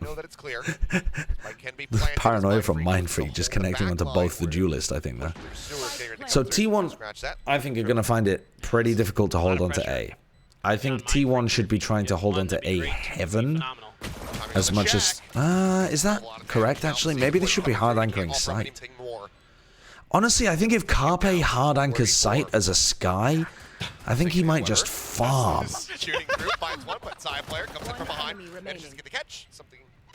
If he has a teammate to play off, like if they played a defense setup that had one player here and then one player here, and the player here tried to like fight a bit more aggressive when they popped in, and then Carpe Sky flashes off this player's contact, I think that might tear PaperX to pieces. PaperX gets hit by the guiding light early and just decides to just keep kind of 5-manning. Alice is going crazy. Okay, we've got to take a look. What the hell is going on here? Twitch.tv/Bren. What is going on here? To get onto the site, and then Forsaken. It's fucking ridiculous how similar that looks to me. I bet my realistic mustache, this is my real mustache, that PRX wins this map. I just completely forgot. Because I am lacking oxygen to my brain because this shit is blocking it. Is that... Oh! Look at this! Wait, that round was over in fucking 4 seconds. This is a dive comp. This is a dive Zen comp. Ana dead. Zen Ana dead. Hank's dead because no heals. Wait, I'm missing out on the actual insight over there on the Alice stream. Fucking hell. You got better analysis than I do. Not only do you have the jet dashes, you have the blast packs, you have the gate She's crashes, cooking. She's cooking. with Mind Freak as well. They're going to be all over the place. It is Okay, gonna be so another hard A pop. potentially to keep Paper track X are of just sending it A again. What did I say, chat? What did I say? They're just gonna go A. What did I say? Something's gonna go into heaven. Something is going to dash into heaven. T1 have already got the read on what's going on here. This is so fucking obvious from Paper X. I've seen these XX before. I've seen them before. Oh my god. Oh my god. It's a Paper X round. The second kills 3 of them as T1 tries to fight heaven and they all line up. Oh, bro. On for an ace, but I don't know if Rossi and Carpe What does it matter? There's no point playing well. Push forward. Carpe is able to find Divine. Winnable? Now that they bring it into a 2v2. Or Mind Freak is just walk peeking that. He's not even swinging it. He just walks onto the angle. Does Rossi win this? Rossi's kind of good in the clutch. They just kind of walk and line up for it. They're trying to peek together to try to shut down that push. It's the right idea. It's just the wrong angle. Flopped in. Rossi trying to get in there before he Nah. can't quite get. Got tagged, couldn't adjust his aim in time. He manages to stand his ground. That is a Paper X suddenly 3 rounds silly consecutively round. converting a bonus like T1 did before that. I think it's a very predictable execute from Paper X. But then the triple fight over towards heaven, they all shallow peeked. They literally all lined up. All of them. Pacey, Brutal. WP gaming style that Paper X is going to play. Izu has been really good in these moments at handling some of the initial pressure, but it's just that one kind of missed timing there from T1. Everybody on T1 grouped up around mid. And we've already seen it once. They're expecting an A pop and then they'll get fast on the flank. No Sentinel, obviously, for this comp. Holding an angle. Call going to be made as Rossi says, guys, I need some assistance. Backs away, screens in for a moment. Wants to try to get a catch on it. So these guys are on the fast flank. Paper X are normally good in these moments at making very quick pivots. If they realize that T1 are heavily on the flank, they're going to immediately run and take heaven control or screens control or something. They're not going to give a fuck that Rossi's there. They're just actually going to shove it into him. As the creep up comes through, is the first and Carpe. Wow, the headshot managed to Okay. They didn't realize immediately there was a stack there. Still though, 3 players alive. Rossi finding Mind Freak. Has something got the information that everybody's there? He looked like, yeah, now he knows. He kills them all though. He just kills them all. Alright, fair enough. At the same time. Bloody, a hell of a lot closer than we might have anticipated given the thrifty attempt, but it is Paper X winning the round. And now tying it Oh, Jesus, please. I mean, Paper X is anticipating this. Oh, I don't like this. I do not like the operator here. Carpe is so good Because I think if they're just going to pop A, I don't think you're going to get... Like, where does the op hold? Screens? Trying to jazz him up. Yeah, they're getting there. If you op heaven, aren't you just getting Yoru flashed and something's going to dash into heaven behind you? I mean, just look at this though. The I mean, here we go, B pop. Consistently, and now they just shifted up, go to B. X-Straight, however, looking forward, not taking Good, the bait on that fake out. Now side to strike, managing to find 2. Can't get the transfer. Good patience on the Yoru clone. Brother v brother. 3v3. Devi getting a kill in mid. Itsu folds. And now Saya players playing retake with the op. This is another reason why I don't think the op is amazing. Oh well, maybe it is. Maybe I'm talking shit. I think you're going to end up playing retake a lot against Paper X's comp because they're just going to group up as 5 and run into sights. So I think you probably want a rifle most of the time. Back over towards Garage. Side player catching a pixel out of position there. Rossi. Monyet insta-trade onto Rossi. Instant. To zone him out. He's swinging around the backhand side. Side player not ready for this one at all. Monyet will pick up the Good wrap around the pillar from Monyet there after he put his nade down on the other side. Great bait and switch there from Monyet. This is what I'm saying, man. This is what I'm saying. Was 4 rounds enough? Because T1 are not able to hold on right now. Kind of anticipating with this triple duelist. T1 just cannot figure out the solution. Divide on the lurk that catches the big kill onto Izu to keep his raise from having any impact on that round. Nice pull on the showstopper. Yeah, you don't get any kills, but you bought Literally all they're doing is just picking a site and 5-person bursting into the site. Divide to get to a position where you can potentially use the snake bites and things like that to delay the post plant. Do you remember people got mad at a tier 2 team in North America for doing that way back when? There was a team, I think it was Renegades, were running double duelist on split, and they were just running A pop, then B pop, then like A pop, B pop. And the pro teams were getting so fucking mad at them. They were like, these guys are not even, you know, playing the game properly. They're just execing. Yeah, it's been all Paper X. Actually Paper X right now. That's got to get a little bit concerning. I mean, again, you're also in a similar position though as T1, right? It's simple mathematics. 5 is better than 3 max on site. It is. It's simple mathematics. If only T1 could rig the fights in their favor by few teams can make that happen. Now you do have some really good ults here for T1 to maybe perhaps go for those holding some important pieces of the map and playing retake without their operator being a large problem. See if this can have a similar effect. The side player will have the knives. I think you can anchor against this though as well. I don't think it has enough overwhelming initiator utility for you to be forced to play retake. I don't think it's like the loud comp where it's just like you're getting absolutely destroyed with utility. Look how deep this star is. The flash is good. Execute goes 1 for 1. Forsaken comes around the other side. This is still winnable though for T1. If something gets this, sorry, if Sire player gets this kill on Forsaken. Device also on the wraparound, or they've spotted something in spawn. Around the corner up towards Mail. Rossi is looking for it. It's point blank range. So that Stinger can find value. All right, something gets caught. Alt. Oh, Isu didn't react properly. Oh my god, and Forsaken just swings. 1v1, another 1v1. Rossi and Mindfreak.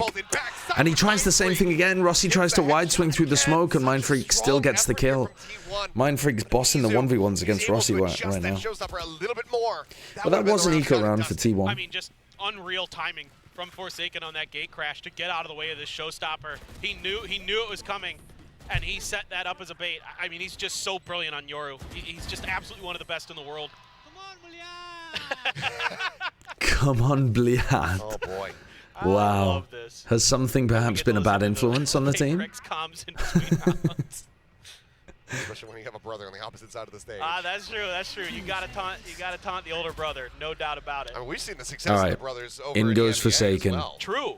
And now this should be really difficult to stay inside the pit. Oh, there's no way. What are you doing, you maniac? I mean, yeah, sure, use the Yoru ult for your teammates to spam or scale into it, but... Oh, Carpe whiffed onto Monya. Sorry, not onto Monya, onto something. Isu with a trade. Isu gets something as well. Okay, something with a little bit of a whiff there. Brings us now into a 2v2. Another round that's gone down to very low numbers, but even situation. Spot anything. Izu makes his presence known here. Oxy ult, yeah. Honestly, Forsaken and Oxy are pretty similar on Duelist in terms of their tendencies. They were a little short. It's like overheat central sometimes. They didn't clear the default box. And Mindfreak's wrapped around. There with the crossfire. Oh, Paper X have always had extraordinary clutch win rates, and while I think T1 should be doing a better job of holding this off in general, a lot of these rounds are coming down to like 2v2s, 1v1s that Paper X are simply playing better. Tough position for Izu, trying to guess where Monyet is hiding. It's actually just right by the spike. Yeah, I think it's a bad idea to buy the op. Itself, not behind that box. I think it's just was anticipating a bad choice. Now, why is something buying an op? I mean, something, you're surely just going to pop knives this round anyway, right? They're going to fake it as if it's heavy over towards B, actually, with purely the Yoru. And they're hoping that they can contact all the way up here. Work around the edges of the smoke, Rossi. Ooh, Devi is so deep in.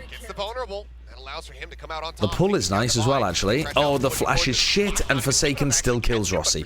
Still pushing through the wall. Comes up with the kill. Something also died to a judge. Finds something, Excurate, wrapping back around over towards this A site. So, this is the first round where PaperX have tried to mess with the pace a little bit. They've been doing fast round, fast round, fast round, fast round, and they add a slow round in here to try to catch T1 off guard. It's a nice idea, but didn't work.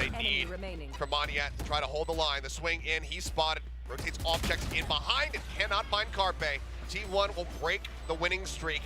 Themselves back into the driver's seat, at least for a Now round. Saya's got the operator again. I mean, the thing is, if Saya gets posted on the correct position with the op, he might be able to get one and get out and give his team a player advantage for the retake, but he's not going to be able to help his team hard anchor. He's not going to be able to hold a choke point and go more than 1-for-1, because they're just going to, the tempo of this triple duelist team is just going to run him down. And I think it's more likely that he picks the wrong lane. Like, if you consider it, if you just think it's a 33%, right? Do they come mid? Do they come A? Do they come B? Most of the time, you're going to be on the wrong lane. It looks like he might have picked correctly this time, though. Day that end was Y, so. And PaperX are mostly going A. I just think I don't even like this position because fucking something's going to be dashing into heaven behind you. Alright, I mean, fuck it, I guess. Something whiffs and side player hits a shot. Sure. Analysis doesn't mean anything. Aware that this is completely empty otherwise, so still are taking their time trying to move up, worried about that potential deep lurk, back screen. What in the fuck? What is this positioning from Monyet? He's way in spawn, but no one's rotating towards him. This would be a good time to try to leave and go B. To try to force T1 to rotate through spawn. Actually, maybe Rossi is going to end up walking right into him. Do they know that he went back here is the real question. Oh, mind freak. Spots one. That's all he's going to be. That's a big trade by Itsu. Itsu's fragging has been really good. He was very well aware that somebody could have taken that position. Can Devi clutch up from inside the pit? This is where Saya player needs to be leaping into the pit and having his team trade him out. That's a really important kill by Excurate. And they just start spamming into the pit with the right click. Alright, T1 finally able to pick up a round. 11 to 10, T1. Yeah, I don't think Saya player is going to be able to get value out of his operator like he did in that round regularly. Good read by Rossi. Such great communication and awareness here from T1 to know that there's a player back there. He was expecting it the whole way. So, by the way, he's peeking that angle. Just a little bit of a the vulnerable's pretty huge, though. Slowly, methodically flushing Devi out of the backside of that Viper's pit. All right, so what are the chances here that Monyet just ultra sends it in the first 5 seconds with his ult? So this 1, is just so smart, 2, 3, 4, 5. Literally 5 seconds sent it with the ult. Well, Saya player picks up Forsaken, who was trying to, I don't know what, on the other side of the map. Don't ask me what Forsaken was doing there because I have no idea. He clearly wasn't trying to distract or make a fake or whatever. I guess he's just trying to work a pick on the other side of the map somehow. Don't know. Get PaperX up to map point. So Saya player is finding value out of the op, but in the weirdest ways. He still has to retake 5v4 with an op in hand. 3 players flashing the piss out of something. What a great flash into the smoke. Good work by Itsu. Really good by Itsu. Itsu is looking like T1's best player here. He's fucking pounding. Oh, just phenomenal stuff. He's just so important in terms of the trade kills he gets. So important there that he gets his half on the defuse while the rest of his team is creating pressure. Then when his team got stalled out a little bit and he realized that T1 couldn't hold them off perfectly, he gets off it and waits for Devi. Really, really good by Izzy. Really good. That PaperX can employ, but T1's just better. And the Izu that time not going to miss his showstopper. Now Forsaken is going to come out of the ult and try and get a kill with the judge. And to be honest, Saya player, like, what does Saya player do with this? How does Saya player defend himself from a Yoru if the Yoru gets onto him? Okay, he just tries to bucket. He just fucking leaves. Fair enough. A lot of space created for Paper X right now. A ton of space. They need these three, Rossi, Carpe, and Itsu, to make space in heaven to pull these other players back. Monyet gets one inside the smoke. How does the shorty win that? How does the shorty win? Carpe's on the defuse. They're winning this. They're winning this. Divide. He's inside the corner. What a fucking goated Astro Wall. What a goated Astro Wall from X-Curate. Just such a beautiful Cosmic Divide for so many reasons here for T1. One, it cuts off all of Paper X. Completely denies their vision on how T1 is trying to attempt this What a retake. sick Astro Wall. It gave Sire Player the kill. That you cannot spam through it. And Carpe just stuck. Like right on top of Carpe to Holy stop it. That's got shit. X-Curate fired up. T1 are back in the game. They've actually got a tiny bit of a cushion with their economy as well. At map point, T1 looking to take this one away from This is one of the first rounds where Paper X are playing a spread kind of default. How does this comp default though? There's T1. Alright, they know that these guys have pushed out B main. So it looks like they're grouping up to try to react in. Nope, they've counter-called. They're going back to clear it instead. And T1 are triple facing and just take down something in Monyet with clean shots. Not allowing for that counter swing to come into play. Very happy to brawl there, T1. This should be it. This should be the map. Mind Freak now going to be TPing forward here onto the site. Frankly, a little disappointing that T1 weren't able to put this away more easily, but I can understand that it's pretty tough to play against Paper X playing at this kind of tempo. Oh no, I've spoken too early.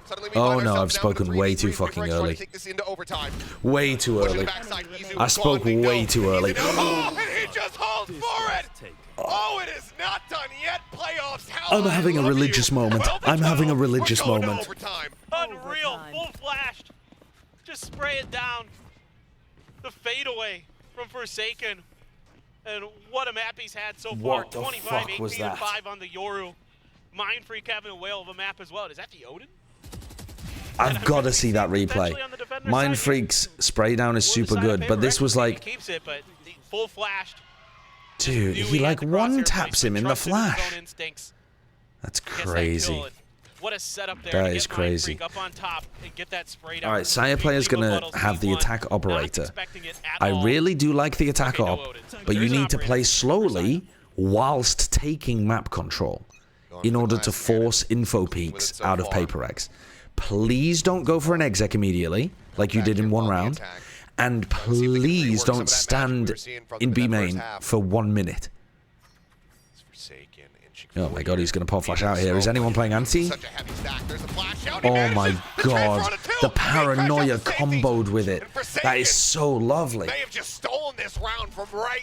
It's a gamble. They don't know for sure that T1 is over towards B main, but man, that worked perfectly, the paranoia flash play. Perfectly. No, they have actually tried doing that before, the paranoia flash. They just haven't actually caught anyone with it. Surely Carpe does not ace with the op. Surely. Surely. It's not winnable. It's not hashtag Philly Fusion winnable. My Widowmaker main? My Widowmaker main? He doesn't know where something is. Something on the corner and Defy in heaven above him. Oh my god, they don't know where he is. Oh no, they do. They do. And it is.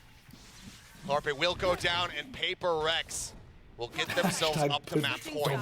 I mean, this flash is just not expected at all by T1. I mean, one of their players had to hide behind the box. Oh, fuck. He got full Okay. flashed as well. No operator for Sire player. Please, no op for They're Sire. just like trying to get out of there and they can't do anything.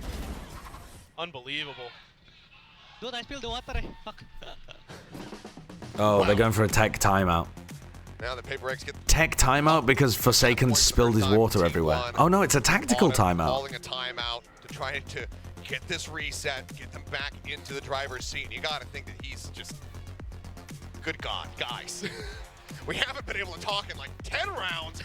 Stuff's been going wild. I got a lot to get off my mind here. I mean, now it really has to work because that was a defender's side round win for Paper X. That's the side they The 4 rounds that they won on... it felt like in a lot of ways. So the 4 rounds they won on defense were all retake rounds, which means it's horrendous to try to buy an operator here. Please, I don't want to come in and see an op. For Paper X's aggression, see if you can. Okay, they're not running the op. Looks to me like they're setting up Now, for an A-hit. I really want to see Carpe hard anchor here, but they're not going to go for it. I mean, they could just try to fight them here as well. They could try to get Saya into this corner. I think all of these would be fairly decent ideas at stopping the A hit. And Paper X have mostly been going A, so this might catch people off guard a little bit, that they just immediately go for the B hit. The shorty trying to get the punish. That's really nice shooting by Xsquirt to shut down his little brother. And the spam kills him. 3v3. Devi is miles away. Good nade. That's going to stop the plant. Devi! Oh my god, he spots him! Wow! Wow, what is that awareness from Rossi? They are literally planting B. They are literally planting B, and he's checking for Devi on the lurk. What the fuck? Oh, did he hear him? I didn't realize. Did he hear the footsteps? That's tragic. 1v3 clutch to finish it. Otherwise, T1 tying us again and extending this OT. He's pushing out, spotting one. Izu taking a bit of damage. He's looking for more. Last pack lost. Izu was swinging there before he could get traded, but he still won the duel. Alright, we go 13-13. Where have we seen this before with Mon yet? With that pillar, but he was playing a very different agent. This time around, not going to be able to come through with the heroic clutch on split, as we saw in the previous season. I love the way Xsquirt plays this. Extremely good from Xsquirt. Do you see him flick there towards the teleport? And then he still manages to readjust his aim to punish the swing through the smoke. I think Forsaken's timing there is really nice to try to trade out something and get the kill too. There's the Odin, I was wondering. Well, now that they're on the defender side, he's going to bring this one Forsaken out. I mean, Odin. With this gun. What the hell is he up to here? Pearl. Is he just going to try and spam, basically, down the choke point? Flash out, the rush forward, something waiting within the smoke, however, shuts out side player very swiftly. T1 should be playing. Oh my god, that's crispy clean from something. That's bonkers good. Golly. This guy's built different. Fucking hell. Control very firmly in the hands of Paper X. There.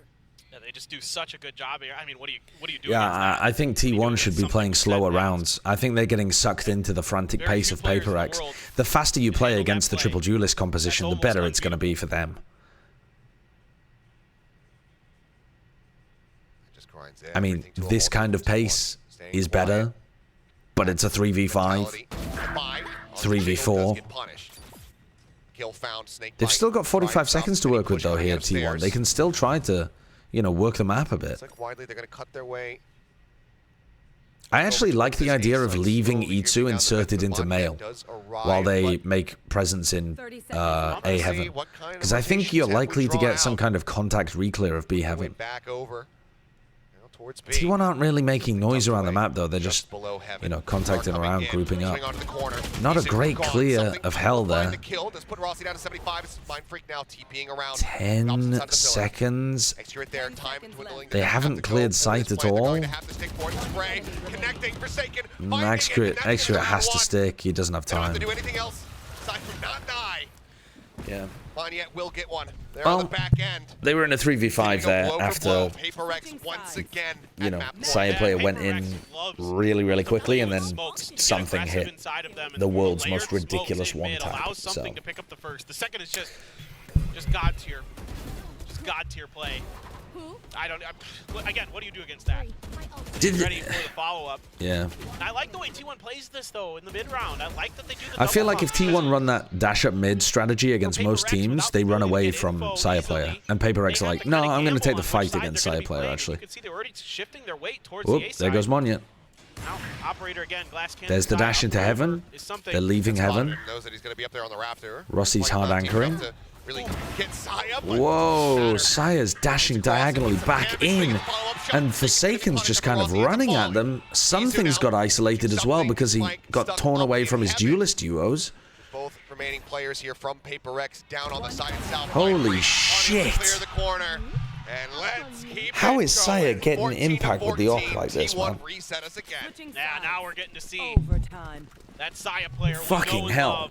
That's the first round that they've won on defense that wasn't a retake, by the way. Such great use there, able to avoid that initial The first, yeah, I said he shouldn't buy the operator because they were playing like perma retake. to open this one up. And this round, Saw something go up there. Forsaken was up there as well, trying to come down. yeah, he just perfectly had the read on where they were going to push Saya into him player. and hit the shots really nicely. Stevens, Odin once again here for PaperX on this defender side. There was a moment where T1 heard it fire in the previous affair. Oh, Izu. Full blind, What? but they didn't realize that he was behind the box. Ends up getting taken down. Divide with a nice lurk forward. Does mention gets execute over on ramp, but then This could be the round that T1 need. Oh my god, Forsaken gets 2. comes up with 2 quick kills. TPs himself. The reposition gets punished.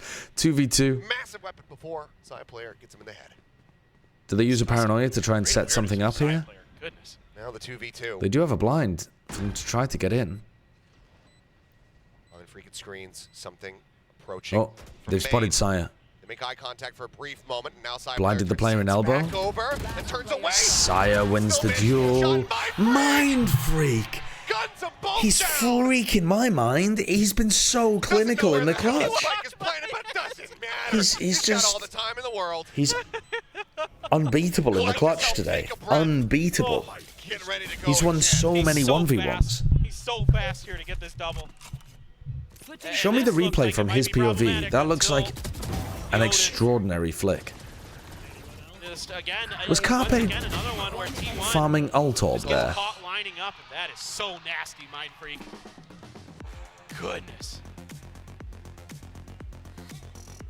They're just unbelievable. The way that it looks like a round is about to completely slip away from PaperX, and then they just find that perfect Jesus moment, Christ. perfect angle, that perfect timing It's Jason Bourne. to completely turn things around. They can't get past the PaperX players. Opportunity here once again for PaperX to shut it down. The but individual I skill is this just one feels nuts. like maybe we're not done. I don't know. Well, this is why we see the timeout call. T1 getting tested so hard in terms of how they can control the game. Ever since OT began. How do timeouts in overtime work? I thought each team gets one. Yeah, they do. T1 already used theirs. This is PaperX's. After this, no more timeouts.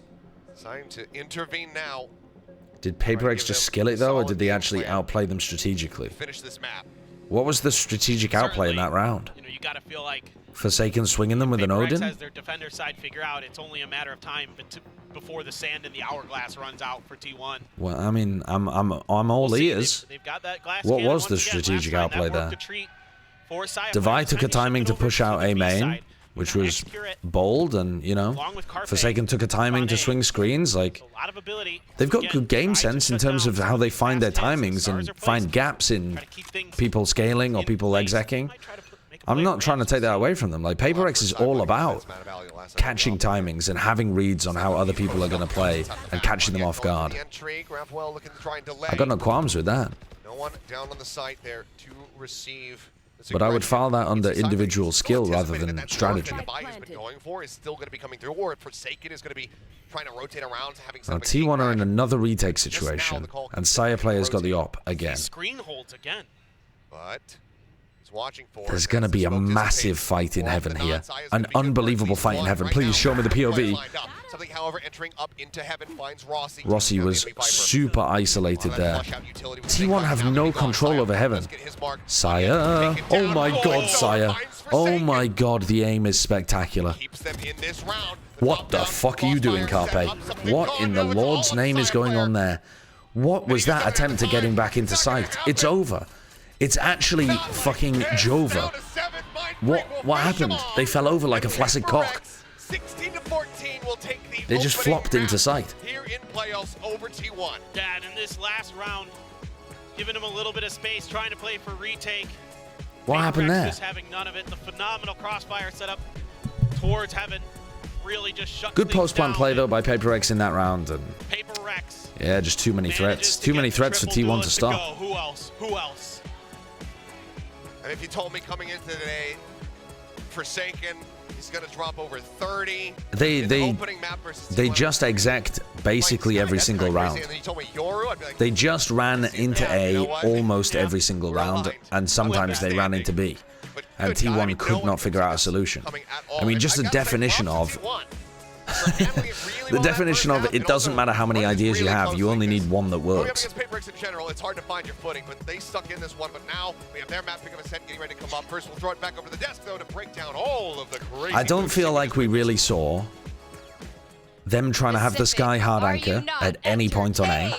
I don't think we saw them try to set up for a fast retake on A at any point. They just kept trying to put the op in different positions, and he only found value in one round. Divided their win streak and brought it over to an overtime. That was insanity. It really is just crazy. My heart's so like. Why didn't T1 pick Lotus? I have no idea. No idea. It just went like full on Paper fan mode. Asteroids just like. One of these teams is going to Masters Madrid. It got personal on stage. It got personal on the desk. Things were flying. The individual skill, like PaperX are doing this to T1. Dude, PaperX are going to do this to other teams as well. Get out of here. I mean, T1 was fantastic though.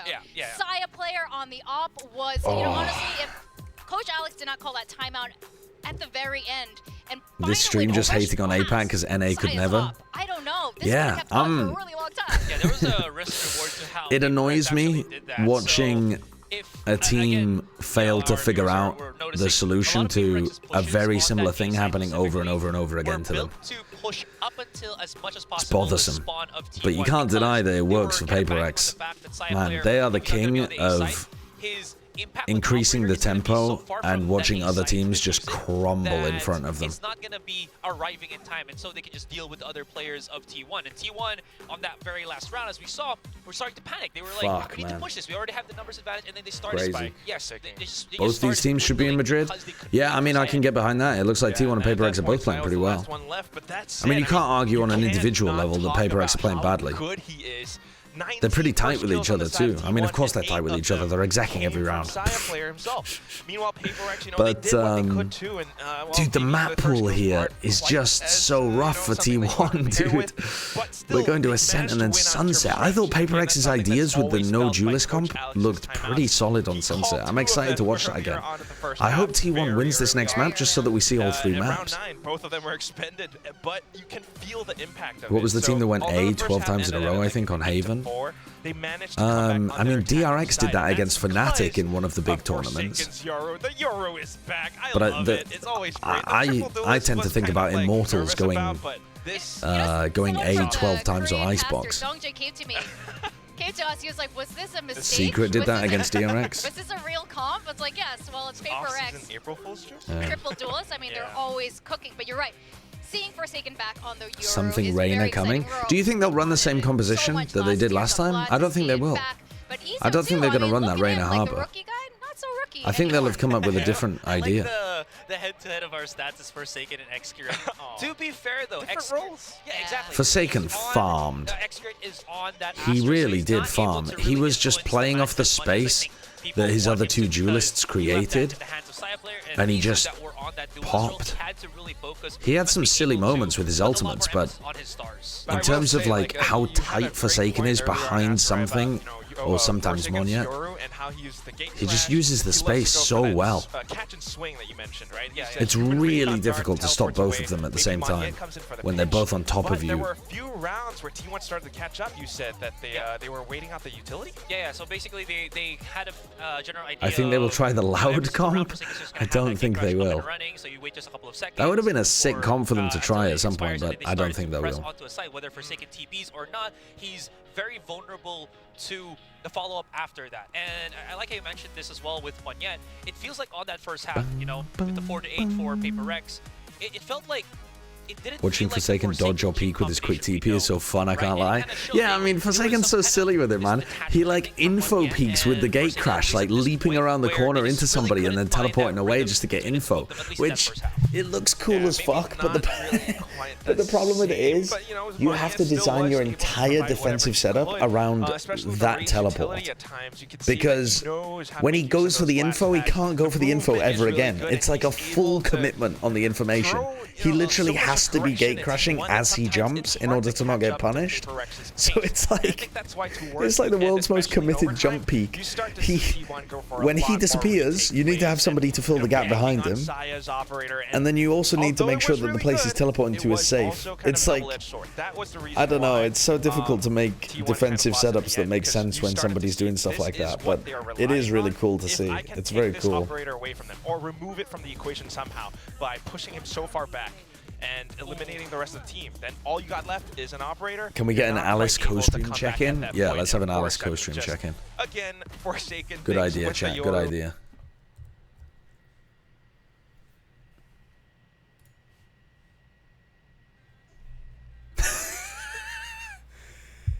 I mean, this is extremely Bren stream.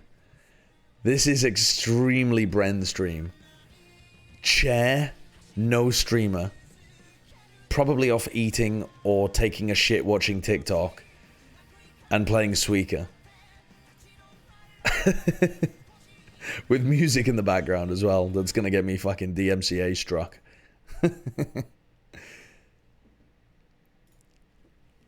Best team capsules. Of course, you know, PRX and their Jello pink dinosaur. banner. Yeah. Extremely true. PRX do have the best team Jello capsule. is delicious. I'm not about that. All right, And no chat, I don't know what the fuck T1, Coach the Autumn, team banner is, and I don't care. I don't care. It looks cool. Yeah, absolutely. Again, it's how Leviathan's is better. Leviathan's is very, very good. As I mentioned, NADNA, But right? You have that I think very overall aggressive PRX style. is the They have best. Zaya player that can back it up. They Personally. have Rossi that has What's wrong with that Global experience, Esports is right, that's able to AI generated assist with the lion. backline. I didn't think there was anything wrong with it. I put it in the B tier. Much to the anger of the people in my chat. We know Ascent. Every team plays that one composition that DRX perfected and everything. Talons But is so between good, these actually. two, Talons they is try different amazing. compositions, and because of Coach Otto's That ruby coaching, red color, you can see some slight fucks. differences. You can see that the way the team operates, they're not Furry always just banking bias? on these set plays. They're actually look trying who to you're play with their talking opponent's to. minds, and that's why you have Rossi. Look who on you're this talking Viper. to. However, PRX does the same thing. We've got that Harbor, you know, they played that against EG. Yeah, Red equals good. we all want to see what Not PRX all is of the gonna play Redskins on are good. Ascent. I know Half the there are Redskins are bad. bajillion watch parties going on, and every time Ascent comes up, it doesn't matter what region, everyone's like, well, except for PRX. Talon is my favorite red-black pistol. It's not even that black, but yeah, it's definitely the best red-black one.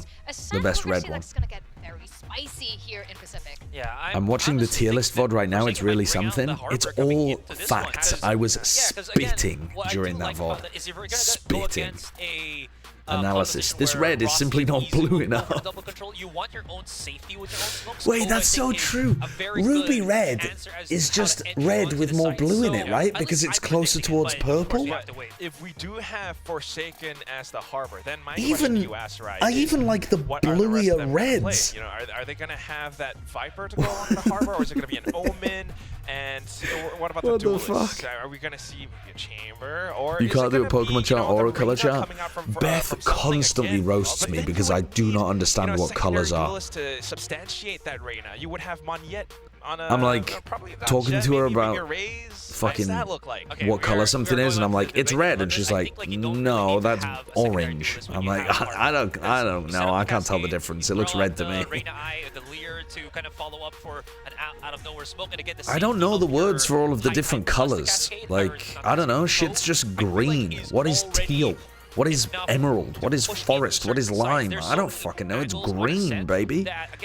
It's green. really dig into that. But again, Have you taken a colorblindness test? Yeah, I'm not colorblind.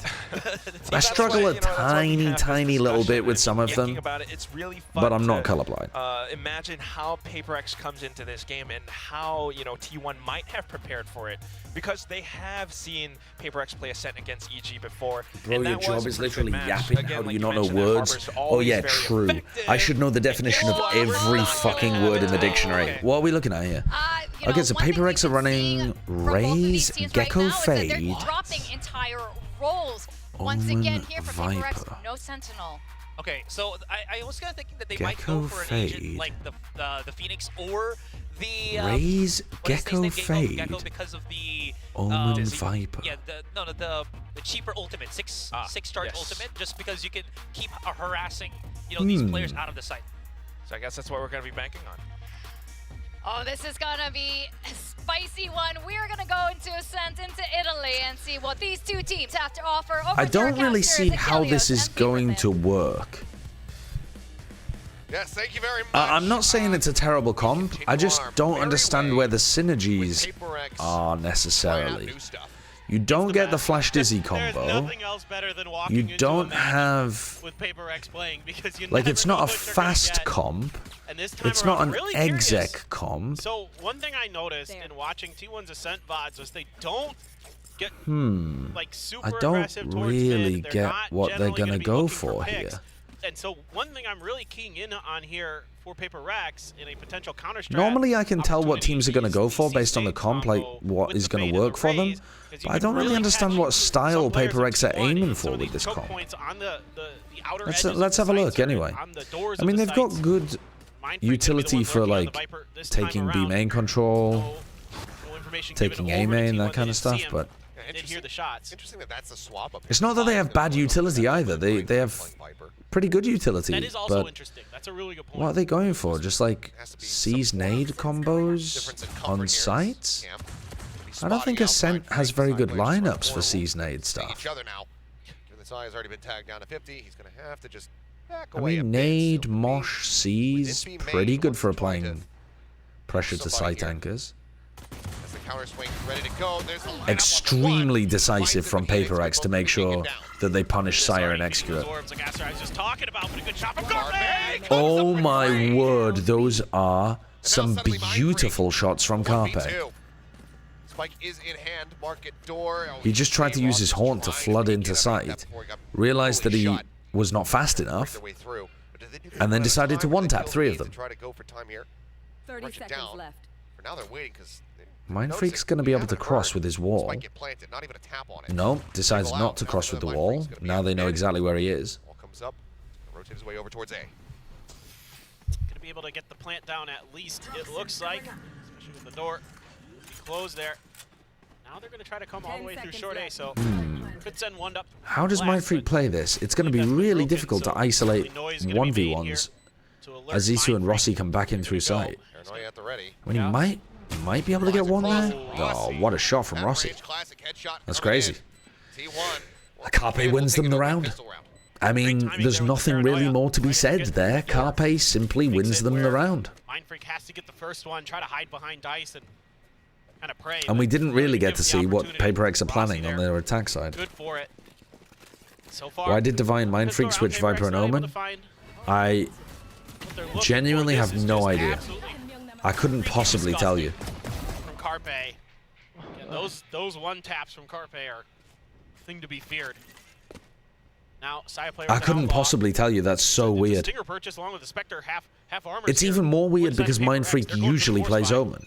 This very well could get some off guard, but given that half armor, Maybe it's because they think the Omen is going to lurk more in this comp. I don't know. They're forcing though. Oh, that's a lot of damage in onto E2. Everybody's one shot to the Outlaw. I like that one way.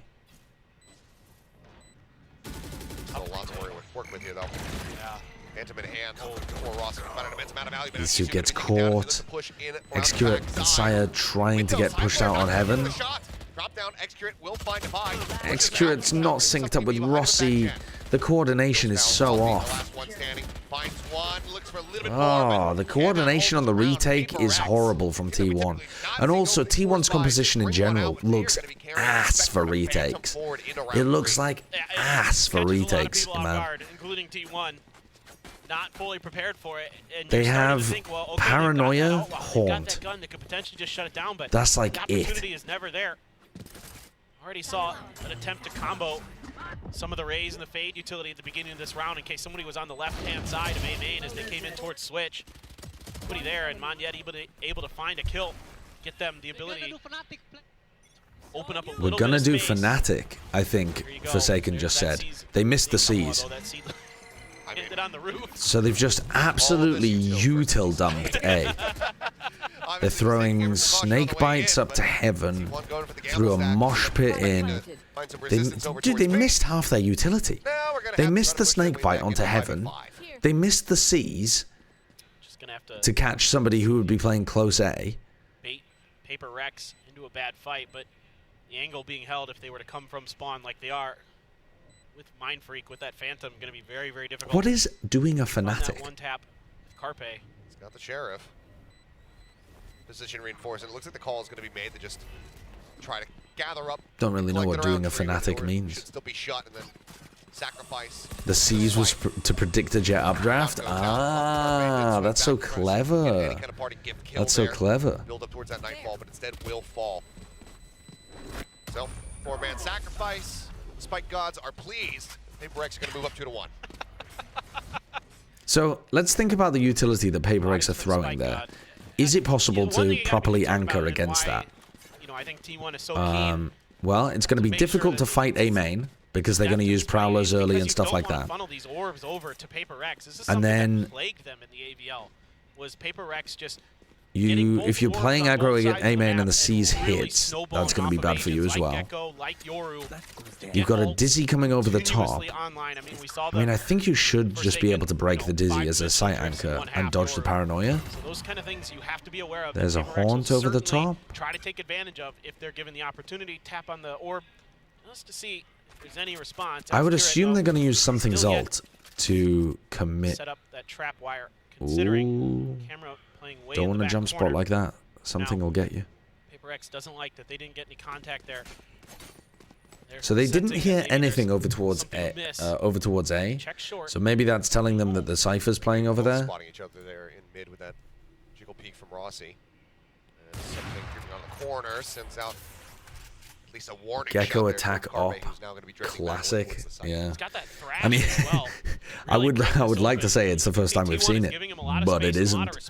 Kang used a Gecko op. Got the toxic screen as well. On Rossi blind. starting to shift over, try to get some help. The utility coming in, the hit is on, and a great spray from Saya. That's a very unexpected angle from Saya playing.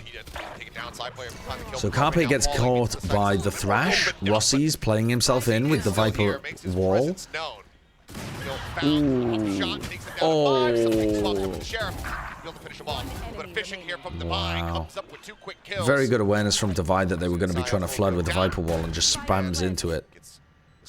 Pretty unfortunate that that Rossi wasn't able to get the kill on something. I think he's pretty favored on that angle. You know, he's got good crosshair placement. He can basically only see the head. Something's got to hit a really good shot. Hold on to his weapon. Paper X, they're going to be moving up But 3-1. it's something. Yeah.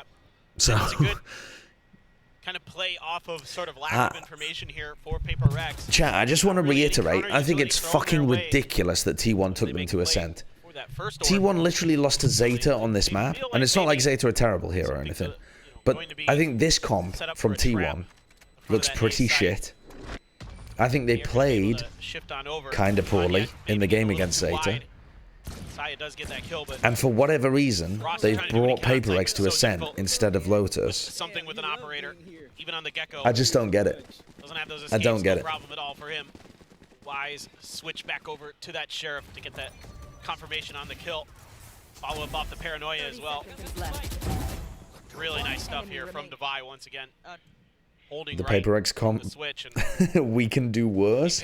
I don't think so. I think even if you're just comparing comp to comp, Paper X have more tools for map control. T1 when they played Zeta earlier. It's close. It's 13 to 10, but They also have more utility to exec on showing that sites. there are some weaknesses.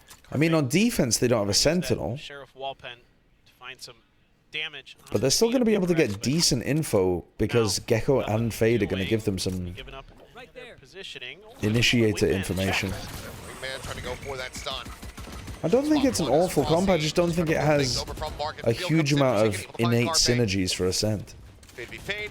Comes out on top. Site now going to be taken once more here from the side of Paper X. Oh, you mean from last map, the Triple Duelist? Yeah, I mean, I don't think the Triple Duelist was cooking, but it did set Forsaken up to have a god game.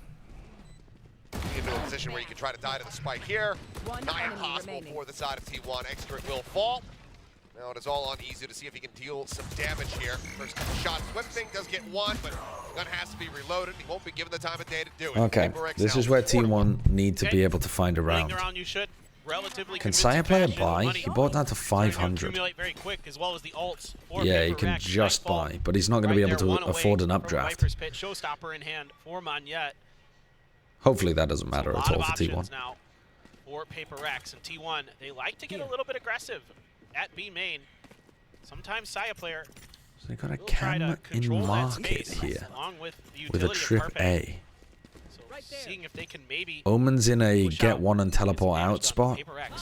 4-1 split all the way over on the other side of the map, and here comes that showstopper. So they're popping in.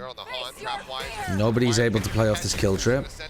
Monyet wondering if there's somebody ready to play off the kill trip. Oh, the Nightfall with Devi teleporting into sight. Oh god, and then he kills Saya player. The small little combos are working so well for Paper X. I mean, the Nightfall and the teleports are just such a simple idea, and it works so effectively. The round's over. The round is just done. This is aggressive. Oh, this is nuts from Devi. I was like, yo, give me that ace, though. He might just find it. He will! What a read! What an ult! He uses Omen ult to deny them guns and complete the ace. That's fucking wild. What are we watching right now? There are a few things that you can take away for that TP into sight though, man. It just rips them to pieces. Wanted that ace so bad. Also, can I ask a question? Why the fuck is Itsu on top of that box instead of playing behind the box to get one and teleport out? As the timeout will be called, 5-1, Paper X way out ahead, and this is a significantly different pace. I mean, it just... Yeah, this is when it feels over because T1 were not able to come up with an answer at all on split, and now it feels like the same thing again. Starting to break things open. The trap wire was nice that it caught the ult and stopped that. That's great, but then the sight. This is why Devi's playing Omen instead of Viper. Yeah, maybe. Maybe getting a little bit distracted potentially by that trap wire showstopper. Maybe a momentary, a pause there. This is more one-sided than the Loud game. Might have cost them a little bit. Yeah. What do you mean more one-sided than the Loud game? Not a lot of utility. Oh, you mean it's just gonna have to be on his gunplay, all of the rounds in a row that Loud won? It's not comfortable. I mean, it's still it went 3 maps. It was really close. Leviathan nearly won. Viper spit yet is Mind Freak. Maybe see if they can make a play. Yep, T1 banned Lotus. T1 didn't first pick Lotus, and then T1 banned it to head to Sunset for the decider. I mean, actually fucking bonkers coaching coming out from the very beginning. Try to turn this map around, but still can't quite understand what's going on, but that's okay. So they got the cam in the same position here. They've really been heavily going for that. I don't know why. I mean, I guess it's similar to an alarm bot. It's just going to get you information like here, and I guess maybe it's useful in some kind of retake situation as well. Doesn't seem particularly useful. It's not going to be able to see anything, I don't think. From Forsaken. That's what I'm waiting for. I hope that you'll be this could be dangerous. This snake bite from Rossi I don't think we will.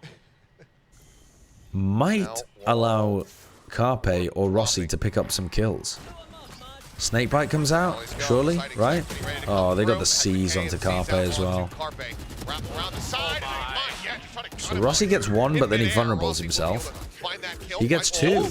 He gets three? Finishes off the third with the classic. What? Okay. How has Rossi been allowed to get three? He's definitely made them think twice about this one as they go inching forward. And Rossi, Four. can he get an ace himself? He's looking for it, something. 29 health. He's at 29 health. That Marshall, wall bang, anything will do it. Oh. Pushes around the backside. What a read on the timing that Saya was going to try to get. Rossi doing his damnedest to try to give them the round to win, to try to get the thrifty. Big save from something. But that's a tragedy for T1. For T1, this is so well They played. killed 4 people on the eco. They get the tethers And you don't win the round. on the 2 different Jesus. players, and Monyet is like, oh yes. That would have been a This very should be cool easy ace. for me to clean up, but Rossi's so good with that stinger. Rossi was saying his mom is staying up to watch the match. They are dominating. Saya's opping. They're doing the like bait and switch setup on A. This could be quite good. Again, you know, very They're just close using in that to find out where the trip is being played. There's...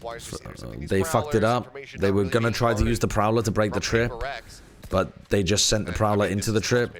So they just used Thrash and the Prowler at the start of the round, and T1 still have the trip active on A. You got Thrash. You got the ability to clear now. Okay. Know where the Cypher setup is. Something has one more use of his ultimate to try and clear out this Viper's Pit. They should really try to take market control before they do this. Like, ideally here, Paper X go down market and then Thrash so that they can hold the exit of the Viper ult. But nah, they're just going to ult forwards. That is a huge amount of util. Oh, they self-detained. Oh no. They self-detained. What the fuck is going on? Monyet is... Oh, Monyet does die. Okay. Mike does get grabbed. Is he coming through? As the Neural Theft infested, they know where they're at. They know where they're rotating to. And for Paper X, I don't know how Itsu's got a nice reposition here. Wait. Just chill in A main. Just chill. You know that they're ending A here. You can hear them. There's 10 seconds left. Like 15 seconds left. There's no chance. Don't swing, motherfucker. Don't swing. Just play the cross. Okay. X-Grit had a nice play off Itsu there. Holy shit. I thought they were about to throw. Not exactly sure. What just happened? What happened with the friendly Bad fire macro there with from Thrash? Paper X, I think. I really think it's just like a slam dunk that you use the rest of your Phage utility to try and walk down market. Get one of your players like... Not be detained there. That could have been a very different round, but just a little bit of a... Get Monyet posted up in market, then leave him, go back over to B main, Gecko ult. You're winning that round so often, I think. Didn't quite go the way they wanted, and credit to T1 being able to dodge So they've got the nade there. They're not going for the C's this time. They're in super quickly. Rossi somehow sprays down 2. Looks a bit lucky to me. But then he manages to get down another Snakebite and X-Grit kills another 2. That looked a bit lucky on T1's side, to be honest. They were getting heavily bogged by utility. And Rossi still caught 2. No more util. No nothing, just a Vandal. 3 people to try to get through. That's the thing with Paper X. They play at such a high tempo. You're still dealing with the fucking utility and they're on you. Just get tucked away somewhere and try to hold on to this weapon. But yeah, this round Rossi was able to grab 2 ridiculous kills at the start. X-Grit does come out hunting. Now he's going to turn his sights back over towards him. That Jiggle Beak not revealing enough. The Haunt certainly helping. As he can't find him. X-Grit with 3. T1 as well. 3 to 6, looking for the run back. Just phenomenal hold here from Rossi and X-Grit. Looked like it was maybe going to be another Paper X. Can we see the replay? Just sight take, but they're able to hold Oh, fast. we're doing a pause here. Paper X able to try to break through the front of the site. The Dizzy even connected onto Rossi. Yeah, that kill onto Forsaken's pretty crazy. Let's go, man. Catches the teleport. Come on. Rossi's bigging him up. Now, Let's go, man. 3 more rounds. Come on. are going to force a timeout out of Paper Rex. Forsaken's not looking happy. Gonna have something to say. Already a pretty good half, all things considered, for Paper Rex. I mean, you gotta like finding 6 on your attacker side initially. Sure. Hot take. Neon's slide is bullshit. The free and quasi-infinite use of a movement ability in a slow movement game is an absurd advantage that the Riot devs should remove. Did you just lose a ranked game to a Neon? That 6 and 6 is what they have their sights set on. Paper Rex now gonna try to disrupt it. Just the same thought as everybody else in the chat. You just lost to a Neon. There is no Neon in this game. There is no reason for you to be thinking about that. You just got owned by a Neon in ranked. From both teams.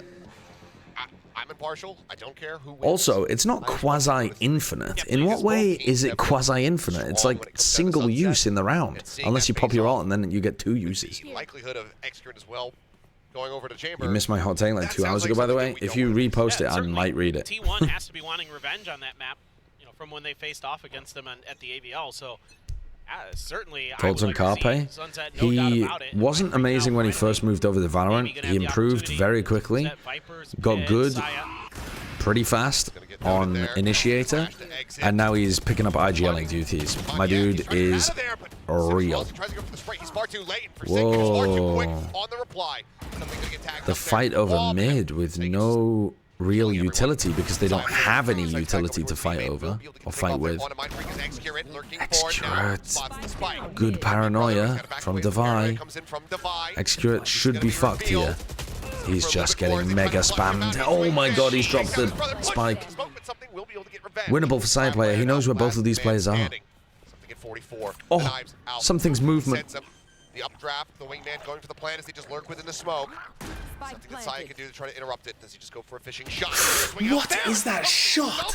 What is that shot from something? You can't react to that.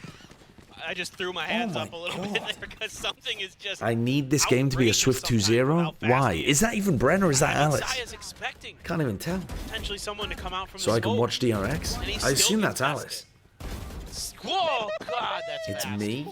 That doesn't tell me anything. It's me, That's how I Bren. feel. Those snappy shots. Smells like Alice. Kind of play. Smells like Alice to me. He's done it. Pacific, he's done it on the world stage. He's doing it right now here. So they're going for the B lurk Viper wall instead of that mid cat Viper wall.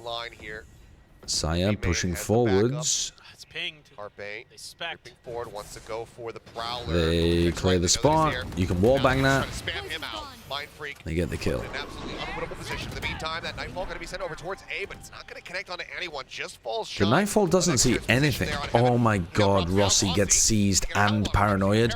And there's. Oh my god, he got caught by the Dizzy. He got caught by the fucking Dizzy at points where he is. Oh my god, they killed them. Holy shit. I thought they were going to let Rossi survive there, even though they'd seized, paranoid, and Dizzy the motherfucker. Detain onto one. Carpe. Locked in position for now, but Izu there to cover. Gecko is crazy in the sense that it literally tells you where people are hiding in those kind of situations too. It's so good in like, it's so good at flushing out people in those cheese spots. Very nice spam by Monya. Unable to take out Izu. The time dwindling, and there's still a showstopper on the opposite side. I guess a consolation prize so they can try to drag that ult out. But This is so sad to watch. It's so sad to watch. Reach the confines of that A site.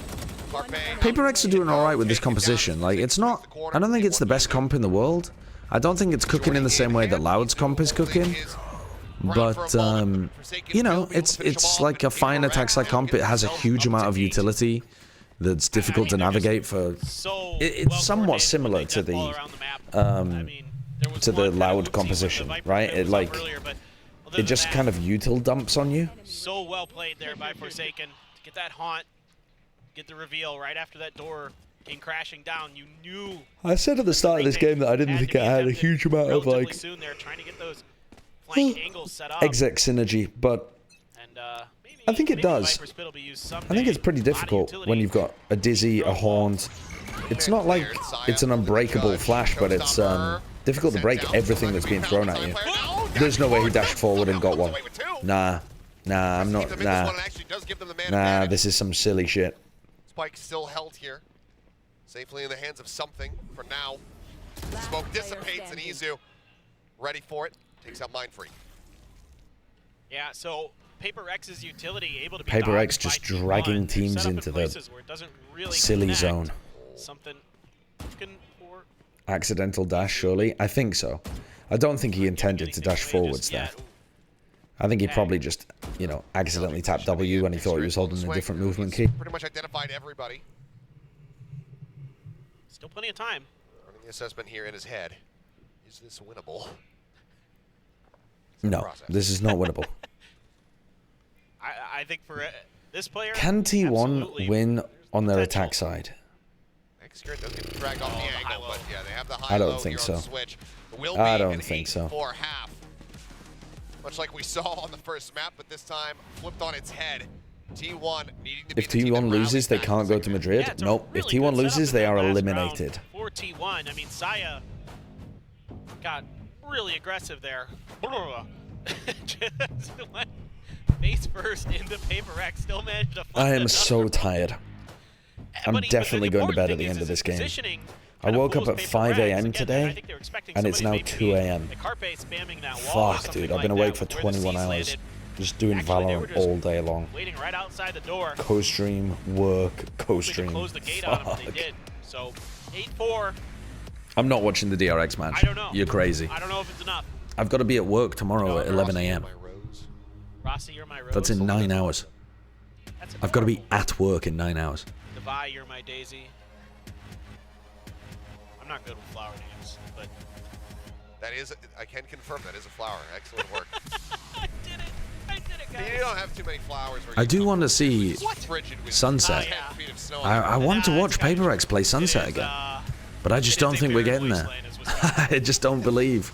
I really don't believe. Anyway, let's go into the second half. You don't need to stream more. Try again in March. True, actually. True. I've already hit my goal for this month. I could just fucking relax until March. I'm not going to do that, though. Dude, the thing is, though, too, right? I'm not doing this because I'm a fucking masochist as well. I do actually have to watch all of these games for Madrid. It's just insane the amount of Valorant if you're trying to follow the entire scene.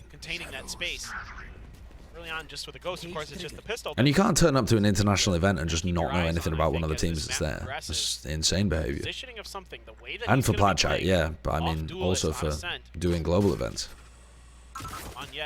Alright, so they know that it's an A-split. This has all the hallmarks of an A-split right now. Oh, Devi was trying to grab a right click on somebody. Paper X are trying to flood two people out of heaven instantly. And T1 controlling this, very nice. Very nice. I think there was some kind of thought there maybe to path like this, and they ended up cancelling it. I think they went like this and ended up going back into A. And they just flooded out through the smoke at the same time, overwhelming the people that were on site. Very tight, very, you know, aggressive, kind of Paper X-like, to be honest, on the pistol, just grouping up together, overwhelming somebody by running at them as a big group. It's got to be in the back of your mind that last time there was that force buy. So let's work the map a little bit. Was that a booster split like how Mel explained? I don't know.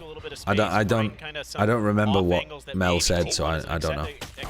What in the world? And he wins it with a classic. These classics are so powerful. I don't get it. The classics are doing crazy work in 2024. I think they stealth buffed the gun in order to sell more team capsules. That is not going to be in their hands as they look to go for this retake, but somehow, some way, Paper X do have a man advantage. Yeah. It's the Paper X classic buff. Everyone's pushing around, but this Cypher Cam here from Xcurate should be able to spot them all. On yet 1 HP. Any damage done, he's out of the round, but you never know. It's Paper X, man. Cam cleared. Carpe trying to fish for something there with the Guardian. As Wingman goes rushing forward, that's going to be the mark coming through. Monya got caught. Oh no. No, T1. Rossi fucking killed everybody. But Mindfreak, just pull out your pistol, man, Mindfreak. Full health to push in. Oh, that is tragic for T1. That's absolute tragedy. That's happened twice now, right? PRX won, T1 won both of the pistols, and PRX won both of the follow-up rounds. It's just almost unfair. Thrifty doesn't do that justice. We No. invent a new term. Brother.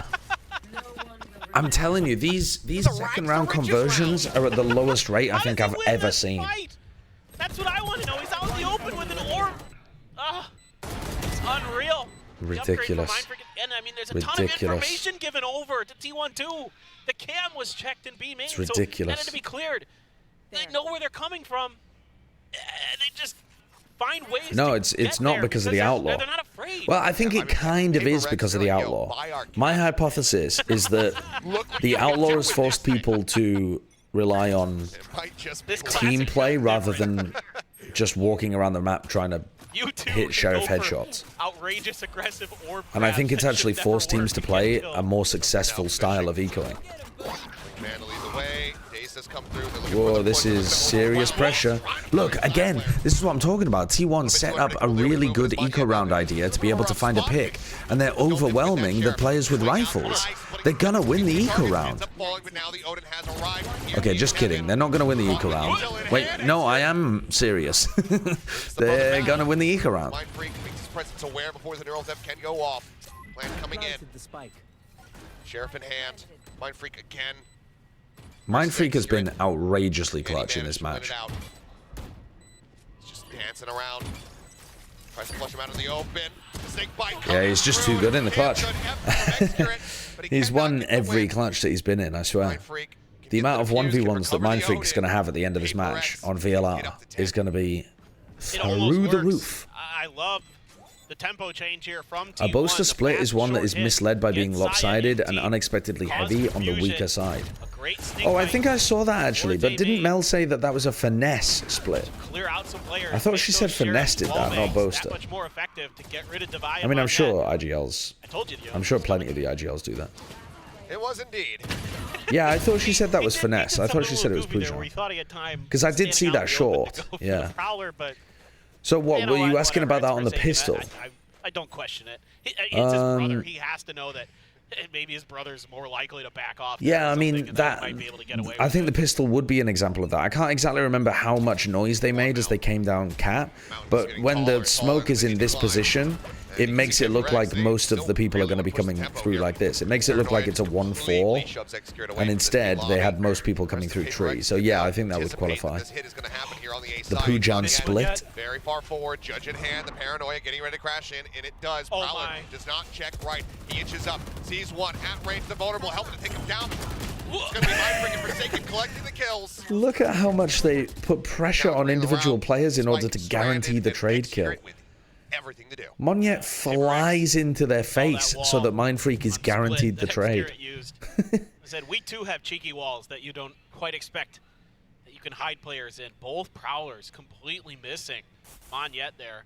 Read the spike. He's able to do a lot of extra Yeah, damage, basically, cause some extra RJ. confusion to T1. Basically. Yeah, he doesn't get any kills. Like doesn't usually you want to follow your utility, so unassailable. or usually you want to, has to try to save. like, The only one with any cash to for speak of, example, really, the reason that for T1 pistol trying to round get rid would of it. count Divide is would that be because the good for it. smoke Yeah, is no here, problem. the smoke is designed for you to get in through main. But what they did was they walked through their own smoke, which is a bit dangerous inherently because there might be someone in the smoke that ends up getting a cheeky kill on you, and you also have to push through your own smoke in order to get to site. But they're relying on the unpredictable nature of it to disrupt the defensive team's positioning and for it to be less expected. But you can do it in a variety of different ways. Like one of the ways that teams were doing it is by throwing a fucked up utility through one direction, and then it's only the two initiators or something, and the others are approaching from a different direction. Walk right through him, vulnerable, be damned. Just send it in. But I mean, Both are crying somewhere. For all the fun for disrespect. I don't know. There's. I mean, yeah. At least there was a Yoru played earlier today for Lothar. True. We got that going. True. He'll probably be co-streaming the next match, right? At the Carpe trying to IGL against PRX. PP overheat. Could very well Yeah, be, it's but, I mean, everything right now when is you play resting on against this Paper timeout X, from T1. it's so fast-paced that you actually can't rely as much on a centralized hierarchical calling structure. The individuals have to make their own decisions and pick their own timings. You can't wait for confirmation on what the overall game plan is as much. You have to kind of fly by the seat of your pants sometimes. I mean, you can try to do your best to slow the game down and punish Paper X for playing like that, but at some point, like when you exec onto the site and then Paper X are just flying at you, flood defending, the players have to react and figure out their own decision making. Paper X the ability to again cover these orbs, feed them into yeah, okay, he's okay. It's fine this time. Stays alive. Something though has not spotted Saya player. He's gotten here towards stairs and mid. Completely That's a big shot from Saya. I swear he wasn't looking in that direction. Take it down. Damage coming out though. So now T1's been able to get the first pick.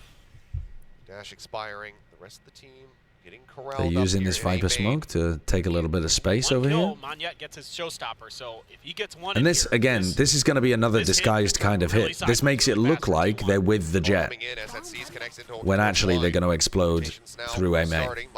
So it's the same kind of thing, where the smoke is disguising which side of the split is the heaviest. And Paper X quickly adjust. They still flood defend with Forsaken. There's no fucking way, man. There's no way. And I need to see a replay of it. Forsaken leaps in through the snake bite, just relying on flooding, and somehow sprays down 4 by just spraying. He's just spamming the same angle with the Odin. Makes Paper Rex really special. Is he even moving his aim? No, he's not. He's just waiting for his opponents to swing into him to try to trade him and pre-firing it. Fucking hell, dude! What a silly gun! What a silly gun! I'd be so tilted. They spend a lot of time learning tech, practicing abilities, and how they can interact with the map and with themselves. So stuff like that. I'm sad that we're not going to see Sunset. I'm sad that we didn't see Lotus. I can't believe T1 have banned their best map in a single elimination game to get to Madrid. Ludicrous, in my opinion. Ludicrous. As of right now, Paper X happy to. And it's easy to say with the benefit of hindsight after you watch them get smoked on their map pick, 13-5, but I was saying it right from the beginning. No, I mean, I don't know if I've ever seen no hindsight Harry here.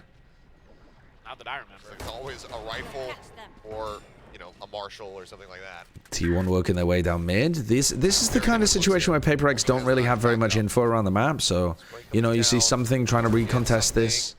He's taking quite a lot of damage inside the vulnerable. Saya player has found an enormous gap in what's going on here. This should be a win for T1. They can get pushed from heaven as well here. Nice crunch. And the Bucky kill as well. Good round from T1. Good round. Really relying on abusing the weaknesses of Paper X's composition, finding the holes over towards tree. They applied pressure in mid, pulled something away. He had to watch mid. They don't have alarm bot, turret, that kind of thing. And then, yeah, just walk through behind that Viper orb over towards tree. I like it. Unfortunately, it's almost certainly too little too late. You'd have to win another 6 rounds in a row after this. Don't say winnable. Don't say winnable. Don't say winnable. See if they remembered to plug that hole. They didn't, and that really breaks the round open. They only get 12? No, they don't. No, they don't. I think if he kind of could have that one back, he might turn his attention towards the door. 7 chances. Switches instead of down to 6. Heaven, but, you know, just a reaction play there. That jet's coming in, the blades are out. You know that's a threat, and you want to try to shut it down. Well, around 1, and with the economy worked low here for the side of Paper Rex. We'll see what they're going to be able to piece together. Still have a couple of bolts to try to work with, but yeah, I mean, really good. 6 chances. Getting Saya player. I've watched enough Paper X to know they win 13-10 by thrifting them. Yeah, that does That does happen. Allows them to really find that opening kill. Exactly. But now they need to do that 6 more times to give us overtime again. Easy.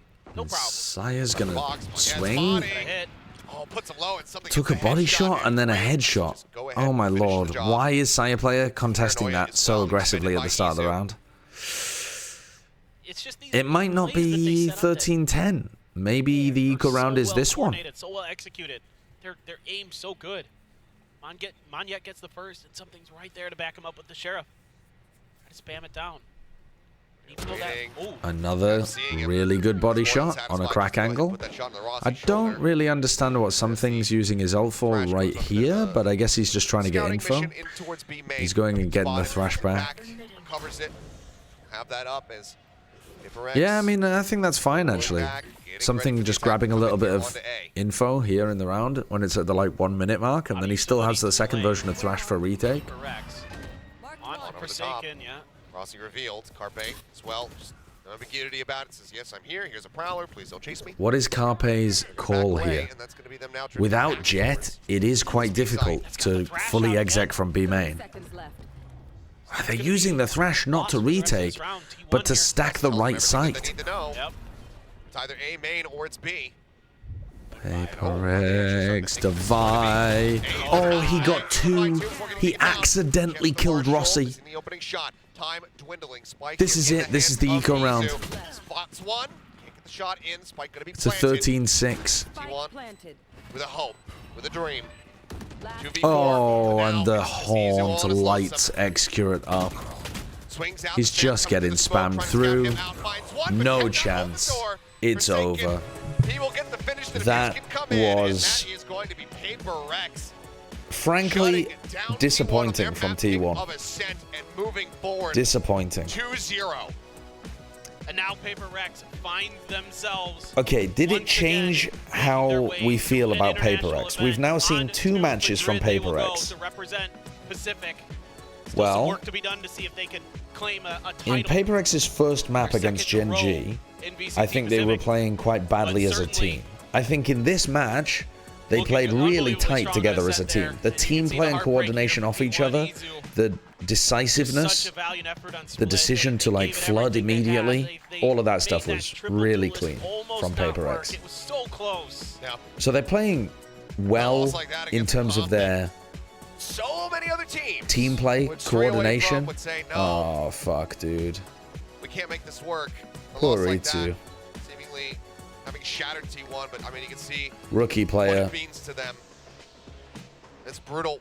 Had his opportunity to go to Madrid. Still an incredible beginning to Felt the like year the here, big time was 14-1. within reach and just got shattered. Making a very significant run back. He played great in map 1 as well. He played great. Just most entertaining maps of Valorant that I've gotten to cast. Yeah. In that opener there on Split. But yeah, they really did fuck While it the emotions for this now match. I think right from the beginning, like map veto all the way onwards. They should have been able to win map 1, I think, but they just couldn't come up with a solution on defense to be able to deal with the PaperX triple duelist sending it into the sites. There's a lot of really good things And then on happening Ascent, on this team. A lot of good it's things in place. And it is I mean, bad map veto is the biggest thing to point out, in my opinion. try to take down PaperX, and many have tried, few have succeeded. Do you think they'll change the split comp or not? Who? Which team? I mean, he's just, we know what he's capable of. I don't know which team We you saw it on mean. GE. We're seeing it here again with PaperX. It's a different style. It's a different flair to PaperX this year, Achilleos. We're not seeing sort of that off-the-rails, sort of blast-packing in your face, just going crazy, but it still has a similar tone. It still has a similar flavor. Gutting for Itsu, man. Gutting for Itsu. A round of applause for Izu making his way to give the fist bumps. He's a great player. He's going to be really good. I mean, he already is really good, but he's going to be really, really good. PaperX, I mean, Wasn't an individual diff, or at least wasn't like Itsu's fault in any sense that they lost that game. Still another series to be played through. With some limited time for preparation because they don't know yet who their opponent's going to be. That's true. Really interested for that next match. Okay, PRX I am versus Gen G. not Korean going to continue the powerhouses. co-stream. because I've got to go to bed. It's 2 a.m. In what I think will be a very, very close series. I think there's plenty for T1 to look at here and figure out what they did wrong. I mean, clearly, one of the biggest takeaways for me for T1 is that when they're playing their own game on maps that they're good at, they look really good. But maybe they're not quite there yet in terms of figuring out, like, if a team plays against us in this style, what is the way to counter that, you know? What different tools do we have in our toolbox to deal with this? Because I feel like they didn't really change up enough on Split. They didn't try enough different things. T1 versus PRX, the winner of the Alright, let's listen to this interview and then we'll raid myself on Bren's stream. 3 duelists and then no sentinels. It was crazy to see those comms. So what were you thinking to come up with those compositions and what makes you think it's worth the risk? 저희가 이제 PRX가 우승을 하면서 마드리드로 가는 첫 번째 티켓을 거머쥐게 됐습니다. 근데 여기서 또 물어볼게요. But yeah, I didn't really answer the question earlier. How do I feel about PaperX? I don't think the compositions they're playing are world-class capable. Like, I think for the I think we changed like 1 week ago, I think, or maybe 2 weeks ago. 1 week ago you decided? Yeah, I think all of my teammates just feels like Yoru is a good idea on that map because people run Cypher most of the time, right, on that map. So we use the decoy to break the trip and stuff. So yeah, we're just trying in scrims and it's working. So yeah, we just roll with it, you know. So yeah. Okay. 사실 1, 2주 전에 정해진 Fair enough. 조합이라고 Fair 하는데요. enough. I don't think the two compositions that they showed today though are going to be like I think the loud comp actually could beat elite tier teams. I think it could give them a ton of trouble. I'm not sure that PaperX from today would. It's going to be difficult to play against for sure. It's going to be tough because it's an unusual comp. But I think the top level teams should be able to deal with it. After first map, I have no thoughts about the game because after first map I'm a bit nervous. I don't know why. And yeah, just no thoughts. Just play our game and hope we will win. And yeah, we win. Oh, so you're so focused on the play, you didn't think of anything. Okay. 사실 첫 번째 맵에서 이겼을 때도 너무 집중했기 때문에 아무것도 떠올리지 않았다고 말을 했네요. 정말 아주 집중력이. So yeah, I'm not sure how I feel about PaperX in terms of their ability to compete and like win Madrid. I think a lot of it, if they play like this, is going to be down to whether teams can stop them, basically. Sorry? Were there any difficulties you needed to handle before coming into the playoffs? 플레이오프에 들어오기 전에 어떤 어려움이 있었는지 오늘 순서에게 물어보겠습니다. On the playoff? Yes, I for think this match. it's like it's a bit hard for me because I was struggling for both games, but I don't want to make my teammate like making a hard job, you know. So I just like cheer for them, help them together, comms for them, yeah. Oh, nice, good job. 별다른 큰 어려움은 없었고 오히려 팀 전체. Monyet fit quite nicely into the system. He looked pretty good today. I mean, he didn't light the world on fire, but he was keeping up with the tempo. He was certainly like part of the group. There was like a couple moments where he overheated a bit, but that's expected with the way that PaperX plays. For my girlfriend, everything. Thank you so much for watching us, and we're really excited to show what we can do in Madrid later. I hope you guys still keep supporting us all the time until we can bring the trophy for this specific, and I hope we can bring the trophy for Madrid as well. Thank you. Oh, nice. 어떻게 팀의 No shit talking for his brother. 이김의 요인은 무엇이고 또 감사의 Polite, 사람이 있냐고 polite. 물어봤더니요. 가족들 그리고 여자친구 그리고 함께해준 팬분들께 정말 고마움을 Where are PaperX based? They're like a mostly Singapore, Malaysia region is what they call it, but I mean they have like Indonesian players and, you know, Russian player and that kind of stuff. But I think that the region is, I think the team is like officially based in the Singapore, Malaysian region. Being the winner of last year's Pacific, were there any growth or experience you learned from today's? 또 작년에 Pacific 우승을 했으니까 이번 Yeah, it's a mix of Southeast Asia. Yeah. 물어보겠습니다. I think mentally we are stronger because like we pull a comeback against DRX from 2-0 to 3-2. So I think we learned a lot actually from them, and it helps like our deep run in champions in LA last year. So yeah. 네, 작년과 비교했을 때 또 DRX와의 결투를 비교했을 때 정말 더 단단해진 것 같고 또 LA 때 기억을 되살려서 저희가 좀 더 견고한 팀이 된 것 같다고 말했습니다. And the last question goes to Coach Alex.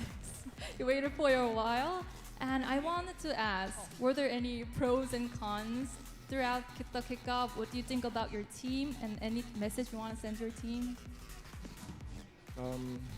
I mean, for other teams, I think everyone has improved. You can see today that we had a really hard game, and I think we ourselves have stuff to work on. It's good that we have more games that we can see. You know, I think our split comm needs a bit of work, but we're happy to play it.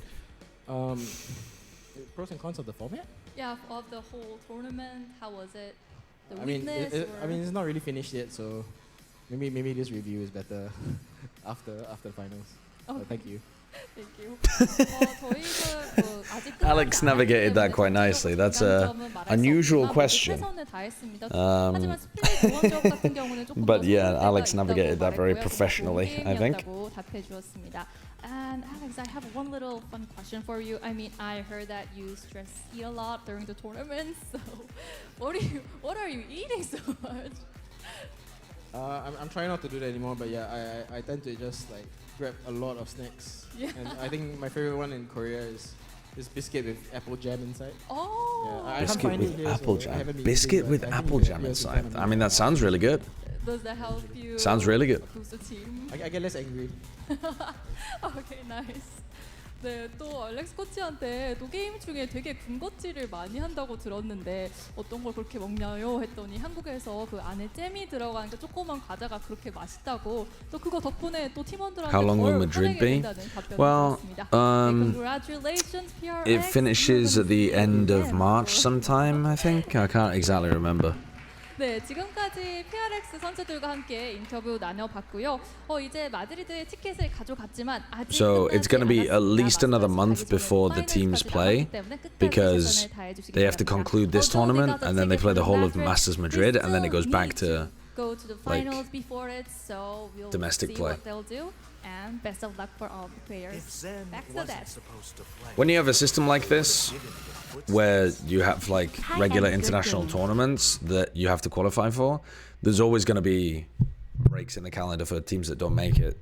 I mean, unless you run a lot of concurrent tournaments, but Riot's really trying to focus on not tearing up the viewership like that and like splitting the community, focusing them in on one tournament at a time. So, yeah. Ranger Buffalo, thank you for the 4 months. Hi, Egg. Good games. Yeah. Yeah. T1 hiding strats for the main season. Yeah. They're hiding their Lotus for the main season. T1 are just too intelligent for all of us. And they simply understood that if they made it to Madrid, their Lotus would get counter-stratted.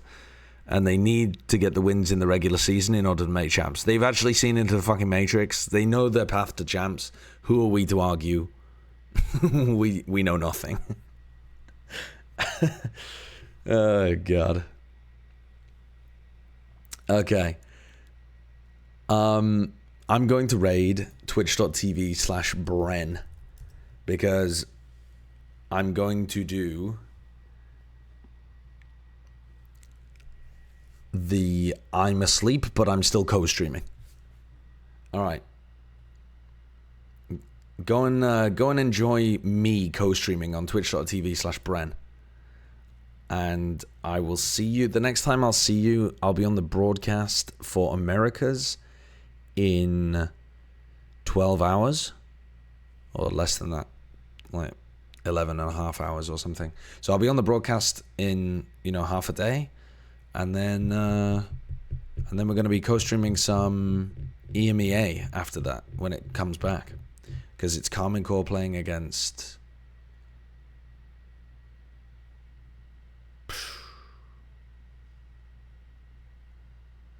Foot. Yes, thank you, chat. Thank you. Holy shit, my brain. Okay, I clearly need some sleep, so I'm going to go to bed. Good night.